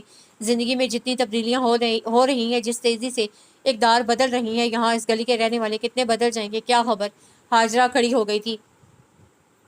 تم نے اگر فیصلہ کر بھی لیا ہے زارا تو ایک بار اس کی بات سن لو، شاید وہ تمہارا اعتبار بحال کر سکے۔ اور وہ اس کی بات ہی تو نہیں سننا چاہتی تھی۔ وہ ڈرتی تھی ان سیاہ خوبصورت آنکھوں کے طلسم سے جو ایبٹ آباد کی اس شام اس کی طرف اٹھی تھی۔ اسے لگا تھا کہ وہ کبھی ان کی کشش کے دائرے سے باہر نہیں آ سکے گی۔ کیسا جادو تھا، کیسا طلسم تھا ان آنکھوں میں کہ جب بھی نظریں ملتی وہ اس کی طرف کمندیں پھینکتی تھی، اور یہ کمندیں اس کے دل کو زنجیر کرتی تھی۔ ان کے طلسم سے تو وہ تب بھی نہیں نکل سکی تھی جب اپنی دانست میں وہ اس سحر کو توڑ کر اکبر خان کے نکاح میں آئی تھی۔ تب بھی کبھی کبھی جب وہ بستر پر لیٹتی تو ان ساحر آنکھوں سے نکلتی روشنیاں اس پر کمندیں ڈالتی، اسے جھگڑ لیتی، اور وہ انہیں جھٹک جھٹک کر تھک جاتی تھی۔ تب اسے راشد منیر کا احسان چکانے کے لیے اس طلسم کا جال توڑنے کی کوشش کی تھی، اور اب واصف کی خاطر وہ ان سے چھپتی پھر رہی تھی۔ وہ تو خدیجہ کی آنکھوں کی طرف بھی نہیں دیکھتی تھی کہ وہ آنکھیں بالکل خدیجہ کی آنکھوں جیسی تھیں، چمکتی ہوئی گھور سیاہ آنکھیں۔ پھر بھی اس شام وہ نگاہیں جھکائے میجر طاہر کے سامنے تخت پر بیٹھی تھی۔ میجر طاہر مضطرب سا کبھی ایک پاؤں پر زور دیتا اور کبھی دوسرے پاؤں پر زور دیتا کھڑا ہوا اس کی طرف دیکھتا تھا۔ ہاجرہ یوں ہی کیبنٹ سے برتن نکال کر واپس رکھ رہی تھی۔ طاہر کے آنے کے بعد ایک بار اس نے سوچا تھا کہ وہ اوپر ناصرہ کی طرف چلی جائے، لیکن پھر مناسب نہیں لگا تھا کہ وہ انہیں تنہا چھوڑ کر جائے، کہ اگر کوئی اچانک آ جائے تو ہاں وہاں دونوں کو تنہا دیکھ کر انگلی اٹھائے۔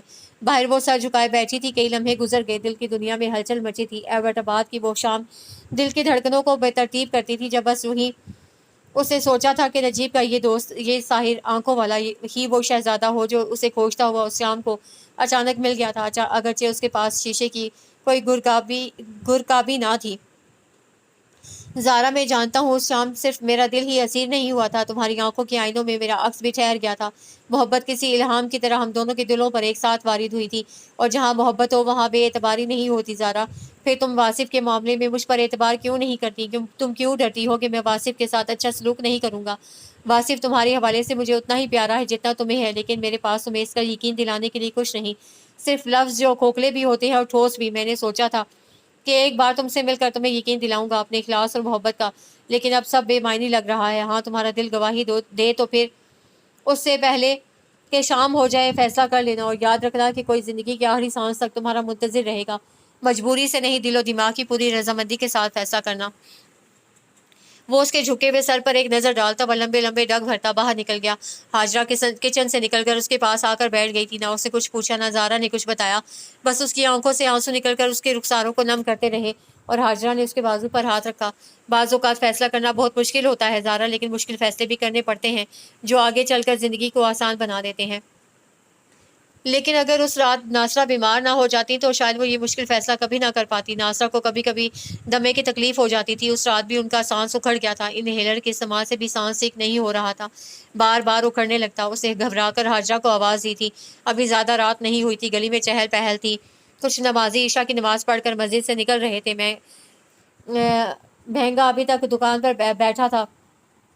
عید وغیرہ اور کسی شادی بیاہ کے موقع پر وقت پر کپڑے دینے کے لیے دکان دیر تک کھلی رہتی تھی، سو آج بھی شاید اسے کسی کی شادی کے کپڑے تیار کرنے تھے۔ کاریگر دھڑا دھڑ مشین چلا رہے تھے اور ہادی، گلو اور کئی دوسرے لڑکے اس کی دکان کے سامنے لکڑی کے بینچوں پر بیٹھے باتیں کر رہے تھے۔ کبھی کبھی مہنگا بھی ان کی باتوں میں شریک ہو جاتا تھا۔ ہاجرہ نے ذرا سا دروازہ کھول کر دیکھا، سامنے طالب اپنا کھوکا بند کر چکا تھا۔ ایک ہاتھ میں چینک چائے دانی اور دوسرے ہاتھ میں پیالیاں تھیں۔ پیالیوں کے کنڈوں میں انگلیاں ڈالیں، وہ کچھ گنگناتا ہوا مڑا تو ہاجرہ نے اسے آواز دی، جی آپا۔ وہ چینک اور پیالیاں وہاں ہی تھڑے پر رکھ کر اس کے پاس آیا تو ہاجرہ نے اسے ناصرہ کا بتا کر ڈاکٹر ہاشمی کو بلانے کا کہا۔ وہ ناصرہ کی حالت دیکھ کر خود بھی گھبرا گئی تھی۔ آپ فکر نہ کریں، ابھی لے کر آتا ہوں ڈاکٹر صاحب کو۔ اور پھر ڈاکٹر ہاشمی کے آنے سے پہلے ہی پروین خالہ، آپا جی، کلثوم اور خدیجہ کی والدہ ہاجرہ کے گھر میں موجود تھی۔ پروین خالہ اسے تسلی دے رہی تھی، آپا جی ناصرہ کی پیٹھ کو ہولے ہولے سہلا رہی تھی، جبکہ خدیجہ کی اماں منہ میں کچھ پڑھ کر پھونک رہی تھی۔ تھوڑی ہی دیر میں بعد ڈاکٹر ہاشمی آ گئے تھے اور وہ گھر پر ہی انہیں ٹریٹمنٹ دے رہے تھے۔ باہر ہادی کی دکان کے تھڑے پر گلو، تابی، ہادی اور حمید بیٹھے تھے۔ ڈاکٹر ہاشمی نے کچھ دوائیاں اور انجیکشن لکھ کر دیا تو ہادی اپنی سائیکل پر جا کر مین روڈ پر موجود میڈیکل اسٹور سے، جو رات بھر کھلا رہتا تھا، دوائیاں لے آیا تھا۔ کچھ دیر بعد ہی ناصرہ کا سانس بحال ہو گیا تھا۔ ڈاکٹر ہاشمی نے انہیں انجیکشن لگایا اور اپنا بیگ اٹھا کر کھڑے ہو گئے۔ انشاءاللہ آپ سکون سے سوتی رہیں گی، پریشان نہیں ہونا بیٹی۔ انہوں نے سر پر ہاتھ رکھا تو وہ آنسو جنہیں وہ بمشکل روکے ہوئے تھی بہہ نکلے تھے۔ نیچے گلو، ہادی سبھی حاجہ سے کہہ رہے تھے، آپا اگر پھر طبیعت خراب ہو گئی تو فوراً ہمیں بلا لیجیے گا، خدا نہ خواستہ اگر ہسپتال لے جانا پڑا تو حاجی صاحب کی گاڑی میں لے جائیں گے۔ ان کے متعلق حاجہ تو جانتی تھی کہ اسی گلی کے باسی تھے، لیکن اوپر اس کے آنسو جھرجھر بہتے تھے۔ اگر آپ کہیں تو میں ادھر بیٹھک میں زمین پر بستر بچھا کر لیٹ جاتا ہوں، کہ اگر رات کو ضرورت پڑ جائے تو آپ کو گلی میں باہر نہ نکلنا پڑے کسی کو بلانے کے لیے۔ گلو بادشاہ تو ایسا ہی تھا، نہیں اس کی ضرورت نہیں ہے بھیا۔ وہ آنسو پہنچتی ہوئی سیڑھیاں اتر کر دروازے کے پاس حاجرہ کے قریب آ کر کھڑی ہو گئی تھی۔ ڈاکٹر صاحب نے کہا ہے کہ اب اماں سکون سے سوتی رہیں گی، میں آپ کا کیسے شکریہ ادا کروں؟ لو بھلا، اس میں شکریہ ادا کرنے کی کیا بات ہے؟ بھلا بہنوں نے بھی کبھی بھائیوں کو شکریہ ادا کیا ہے؟ دیکھو ذرا، گلو نے ہادی کی طرف دیکھا اور اس کی آنکھوں میں موتی چمکنے لگے تھے۔ اوپر آ کر بھی کتنی ہی دیر تک اس اخلاص اور محبت پر آنکھیں بھیگ جاتی تھی۔ یہ سچ میں ہی نایاب لوگ تھے۔ اس نے حاجرہ کو زبردستی سونے کے لیے بھیج دیا تھا اور خود واصف کو جو جاگ گیا تھا دوبارہ سلا کر ناصرہ کی چارپائی کے پاس کرسی رکھ کر بیٹھ گئی تھی اور پھر نہ جانے کب کرسی کے ہتھے پر سر رکھے رکھے سو گئی تھی۔ فجر سے ذرا پہلے ناصرہ کی آنکھ کھلی تو حلق خشک ہو رہا تھا۔ انہوں نے زارا کے بازو پر ہاتھ رکھ کر اسے آواز دی تو وہ زارا ہڑبڑا کر اٹھ بیٹھی۔ آپ ٹھیک ہے نا اماں؟ وہ گھبرا گئی تھی۔ ہاں، پانی دے دو۔ اور تم یہاں کرسی پر کیوں سو رہی ہو؟ میں اب ٹھیک ہوں، اٹھ کر بیٹھتے ہوئے ناصرہ نے کہا تو انہیں پانی دیتے ہوئے وہ رو پڑی۔ آپ کی طبیعت اتنی خراب ہو گئی تھی، میں ڈر گئی تھی کہ اگر آپ کو کچھ ہو گیا تو میں کیا کروں گی؟ میرا آپ کے سوا اس دنیا میں ہے ہی کون؟ میں کیسے جیتی اماں آپ کے بغیر؟ خالی گلاس اسے واپس کر کے کتنی ہی دیر تک وہ اسے خاموشی سے دیکھتی رہی، پھر ایک گہری سانس لی۔ اسی لیے تو چاہتی ہوں کہ اپنی زندگی میں ہی تمہیں محفوظ ہاتھوں میں سونپ دوں۔ میں نے ہمیشہ نہیں رہنا زارا، جب بلاوا آیا جانا ہی ہوگا۔ آج سانسیں بحال ہو گئیں، ہو سکتا ہے کل رکے تو واپس ہی نہ آئے اور زندگی ختم۔ اماں، اسے تڑپ کر ان کے بازو پر ہاتھ رکھا، آنسو زیادہ روانی سے بہنے لگے۔ طاہر اچھا لڑکا ہے زارا، ناصرہ نے اس کا ہاتھ تھپتھپایا۔ مجھے ڈر لگتا ہے کہ اماں کہیں میرا بیٹا بھی اسی اذیت سے نہ گزرے جس سے میں گزری ہوں۔ ابا کی وہ نفرت بھری نظریں آج بھی اس کے وجود میں چپتی تھیں۔ ہر شخص راشد منیر نہیں ہوتا زارو میری جان، آج لوگ پوچھ رہے ہیں۔ زینب آپا نے بھی ایک دو رشتے بتائے ہیں، کل جب زندگی کی شام ڈھل جائے گی تو کوئی شخص نہیں ہوگا۔ طاہر نہ صحیح کوئی اور صحیح، زینب آپا کے بتائے ہوئے رشتے بھی دیکھ لیتے ہیں جہاں تمہارا دل مانے، لیکن اکیلی عورت سب کے لیے ترد نوالا ہوتی ہے۔ یاد ہے نا جب ہم گاؤں شمس بھائی کے ساتھ نہیں جانا چاہتے تھے تو انہوں نے کیا کہا تھا؟ اکیلی عورت کی مثال بے چھت اور بغیر کواڑ کے مکان کی طرح ہوتی ہے۔ کہ جس کا جی چاہے اندر گھس آئے، اور تمہارا بیٹا ابھی بہت چھوٹا ہے زارو۔ اتنی سی بات کرنے سے ان کا سانس پھولنے لگا تھا۔ وہ لیٹ گئیں اور اسے بھی بستر پر جا کر آرام سے سونے کی تلقین کی۔ ابھی فجر میں وقت تھا، وہ واصف کے پاس جا کر لیٹ گئیں اور ناصرہ کی باتیں اس کے کانوں میں گونجنے لگیں۔ کوئی اور کیوں، طاہر ہی کیوں نہیں، اس نے سوچا تھا۔ اماں کہتی ہیں کہ جہاں میرا دل مانے۔ اماں کو کیا پتا، میرا دل تو آج تک ایبٹ آباد کی اس شام اپنی طرف اٹھنے والی نظروں کو بھلا ہی نہ سکا، لیکن اس نے واصف کی طرف کروٹ بدلی، اس کی کشادہ پیشانی پر بکھرے اس کے ریشمی بالوں کو ہاتھوں سے پیچھے کیا۔ لیکن واصف کے لیے، اس کی خاطر، بس چند سال پھر میرا بیٹا بڑا ہو جائے گا، میں تو تنہا نہیں رہوں گی۔ اور میجر طاہر دل کو رلایا تو آنکھوں کے کونے سے آنسو نکل کر تکیا بھگونے لگے، اور پھر بس ذرا سی دیر کے لیے اس کی آنکھ لگ گئی اور اس نے دیکھا کہ وہ ایک کھلے میدان میں کھڑی ہے، آس پاس ادھر ادھر کوئی نہیں ہے۔ دور جنگل سے کئی بھیڑیوں کی خوفناک آوازیں آتی ہیں، پھر یکایک بادل گرجنے لگے، بجلیاں چمکنے لگی اور موسلادھار بارش ہونے لگی۔ وہ خوفزدہ انداز میں ادھر ادھر دیکھ رہی ہے کہ اچانک نہ جانے کہاں سے بھیڑیوں کا ایک گول نمودار ہوتا ہے، اپنی زبانیں باہر نکالے خوفناک انداز میں خونی آنکھوں کے ساتھ اس کی طرف بڑھ رہے ہیں۔ وہ اوپر آسمان کی طرف دیکھتی ہے کہ ایک کڑکدار آواز کے ساتھ بجلی چمکتی ہے، ادھر بھیڑیے اس کی طرف لپکتے ہیں۔ خوف سے اس کی چیخ نکل گئی، وہ ایک دم اٹھ کر بیٹھ گئی، اس کا پورا جسم پسینے میں ڈوبا ہوا تھا۔ اس نے گھبرا کر اوپر اور پھر چاروں طرف دیکھا، یہ تو ان کا کمرہ تھا۔ اوہ، تو کیا یہ خواب تھا؟ اسے ایک اطمینان بھری سانس لی۔ مسجد میں فجر کی اذان ہو رہی تھی، ناصرہ اور واصف سو رہے تھے۔ اسے اٹھ کر وضو کیا اور پھر نماز کے بعد دعا مانگتے ہوئے اسے وہ مشکل فیصلہ کر لیا جو آگے چل کر اس کی زندگی میں آسانیاں اور خوشیاں لانے والا تھا۔ اماں، ہاجرہ آپا کو میجر طاہر کے لیے ہاں کہہ دیجیے گا۔ ناصرہ کو ناشتہ کروانے کے بعد اس نے انہیں اپنے فیصلے سے آگاہ کیا تو وہ خوش ہو گئی۔ اب مرتے ہوئے یہ سکون ہوگا کہ میرے بعد تم اکیلی نہیں ہوگی۔ جب انہوں نے ہاجرہ کو بتایا تو انہوں نے فوراً ہی ستارہ شوز والوں کے گھر سے طاہر کو فون کر دیا، اور طاہر تو جیسے اڑتا ہوا آیا تھا۔ اماں طاہر کی بات سن کر لمحہ بھر کے لیے خاموش ہو گئی تھی، لیکن جب محمد باقر نے سراہا، اچھی بات ہے بیٹا، کسی بیوہ یا متعلقہ سے نکاح کرنا ثواب کا کام ہے، اور پھر اس کے بچے کی کفالت کرنے کا دگنا اجر، لیکن پہلے اچھی طرح سوچ لو کہ کل کو جب تمہارے اپنے بچے ہو جائیں تو اس بچے کے ساتھ ناانصافی کر دیا اس کی کرو یا اس کی حق تلفی ہو تو اللہ ناراض ہوگا۔ میں نے اچھی طرح سوچ کر یہی فیصلہ کیا ہے ابا۔ طاہر ابو نے کیا بتاتا کہ زارا اسد تو اس کے دل کی اولین خواہش تھی۔ آپ میرے بچے کو ایسا سمجھتے ہیں؟ میرا طاہر تو بڑے دل اور بڑے ظرف والا ہے، اور وہ بچی تو بڑی پیاری اور سلیقے کرینے والی ہے۔ طاہر کی اماں نے ناراضی سے محمد باقر کی طرف دیکھا اور چادر اٹھا کر کھڑی ہو گئی کہ یہ نیل گھروں کے گلی کے لوگ تھے، بڑے ظرف اور بڑے دل والے۔ میں جا کر ابھی ناصرہ بہن سے بات کرتی ہوں۔ طاہر جانتا تھا کہ اس کے والدین بڑے دل والے ہیں، اعتراض نہیں کریں گے۔ باقی کسی کو بھی اعتراض نہیں تھا سوائے عصمت کے، وہ تھوڑی سی سطحی سوچ رکھتی تھی۔ ہمارا اکلوتا بھائی اور اس کے لیے ایک متعلقہ اور ایک بچے کی اماں، کیا پاکستان کی ساری کواری لڑکیاں مر گئی ہیں؟ کئی دن تک اس کا منہ پھولا رہا۔ خدیجہ نے سمجھایا، نہیں، لیکن اگر زارا ہاں نہ کرتی تو تیرا اکلوتا بھائی ساری عمر شادی نہ کرتا۔ خدیجہ کو اطلاع کر دی گئی تھی اور وہ پہلی دستیاب فلائٹ سے آ گئی تھی کہ طاہر نے شادی جلدی کرنے کا کہا تھا کہ اسے 3 ہفتوں بعد کسی کورس کے لیے جانا تھا، سو دونوں گھروں میں شادی کی تیاریاں شروع ہو گئی تھی۔ طاہر تو اکلوتا بیٹا تھا اور بہنیں دھوم دھام سے شادی کرنا چاہتی تھی، لیکن ناصرہ بھی دل کے ارمان نکالنا چاہتی تھی کہ پہلی بار راشد منیر نے کچھ کرنے نہیں دیا تھا، سو زارا کے بار بار منع کرنے کے باوجود دھڑا دھڑ خریداری کی جا رہی تھی۔ مدد کے لیے زینب آپا، کلثوم، پروین سب ہی موجود تھے۔ باہر کے کام بھی گلی کے مردوں نے سنبھال لیے تھے۔ کسی نے کیٹرنگ والوں سے بات کرنے کی ذمہ داری لے لی تھی تو کسی نے ٹینٹ والوں سے بات کر لی۔ ہادی، گلو، طالب، حاجی صاحب، مولوی صاحب، سب نے ہی ناصرہ کو اطمینان دلایا تھا کہ وہ بالکل فکر نہ کرے، سب کام بخیر و خوبی ہو جائیں گے۔ مہنگا دھڑا دھڑ کپڑے سی رہا تھا کہ بری کے کپڑے بھی اسے ہی تیار کرنے تھے اور جہیز کے بھی۔ ناصرہ نے شمس الحق کو بھی اطلاع کر دی تھی کہ وہ واحد رشتہ دار تھے، وہ آئے تھے، لیکن یہاں چونکہ سب کام ہو رہے تھے اس لیے مطمئن ہو کر شادی سے 2 دن پہلے سب کے ساتھ آنے کا وعدہ کر کے چلے گئے تھے۔ لیکن جانے سے پہلے انہوں نے اکبر خان کی موت کا بتایا تو وہ جو ایک خوف سا تھا زارا کے دل میں کہ نہیں وہ اس کی شادی کے بعد واصف کو چھین نہ لے، نکل گیا، لیکن پھر بھی وہ گھبرائی اور بولائی سی ہاجرہ سے پوچھتی، آپا یہ بہت جلدی نہیں ہے؟ ابھی تو میں نے ہاں کی تھی اور شادی کی تاریخ بھی رکھ دی گئی۔ جلدی کہاں زارا، طاہر کے اختیار میں ہوتا تو اسی روز رخصت کروا کے لے جاتا، لیکن بہنوں کے ارمان انہیں تو سارے فنکشن کرنے ہیں۔ ہاجرہ کے لبوں پر بکھری خوبصورت سی مسکراہٹ نے اس کے پورے چہرے کو روشن کر دیا تھا۔ لیکن آپا اب یہ تیل مہندی مائیوں اچھا لگے گا، بس سادگی سے نکاح ہو جاتا، لیکن میری تو کوئی سنتا ہی نہیں ہے۔ بھورا سی سے آنکھوں میں نم پھیلتا چلا گیا تو ہاجرہ نے اس کے احساسات کو دل کی گہرائیوں سے محسوس کیا۔ زارا میری جان، جب ہم دوسروں کی خوشی کے لیے اپنی خواہشات کی نفی کرتے ہیں تو اللہ ہم سے راضی ہوتا ہے، تو تم بھی سب کی خوشی کے لیے اپنے دل کو راضی کر لو میری جان۔ اب پتہ نہیں دل اس دھوم دھڑکے پر راضی ہوا بھی تھا یا نہیں، لیکن وہ خاموش ہو گئی تھی۔ طاہر کے گھر میں بہنوں نے ڈھولک رکھ لی تھی۔ رات کو عشاء کے بعد ڈھولک بجا کر شادی بیاہ کے مخصوص گیت گائے جاتے، جن کی آوازیں بالکنی کے کھلے دروازوں سے اس کے کمرے تک آتی۔ اماں مسکرا کر اسے دیکھتی اور وہ جھیپ جاتی۔ پروین خالہ کی بیٹیاں اور دوسری لڑکیاں دن میں اس کے گھر اکٹھی ہو جاتی، اس کے کپڑے استری کیے جاتے، جوڑے ٹانکے جاتے، دوپٹوں کو لیس لگائی جاتی، اور اس کا من ان غیر لوگوں کی محبت اور اخلاص پر بھیگتا رہتا۔ کیسے لوگ تھے، اپنے نہیں تھے لیکن اپنوں سے بڑھ کر، ہاجرہ کے بقول نایاب لوگ۔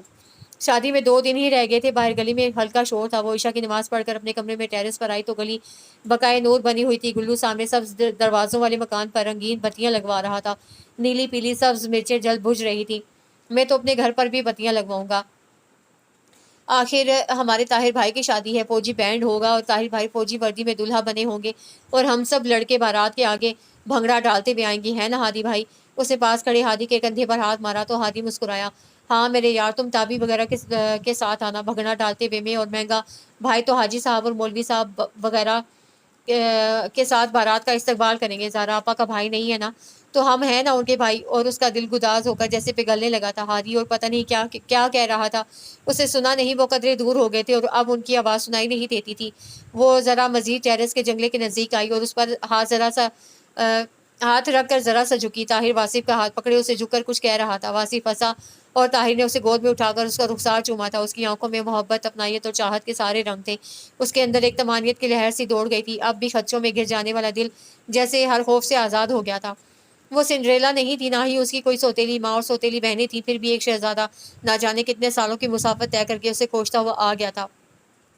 وہ زارا اسد تھی اور زندگی اس پر مہربان ہو گئی تھی۔ ایک خوبصورت مسکراہٹ اس کے لبوں پر آ کر ٹھہر گئی تھی۔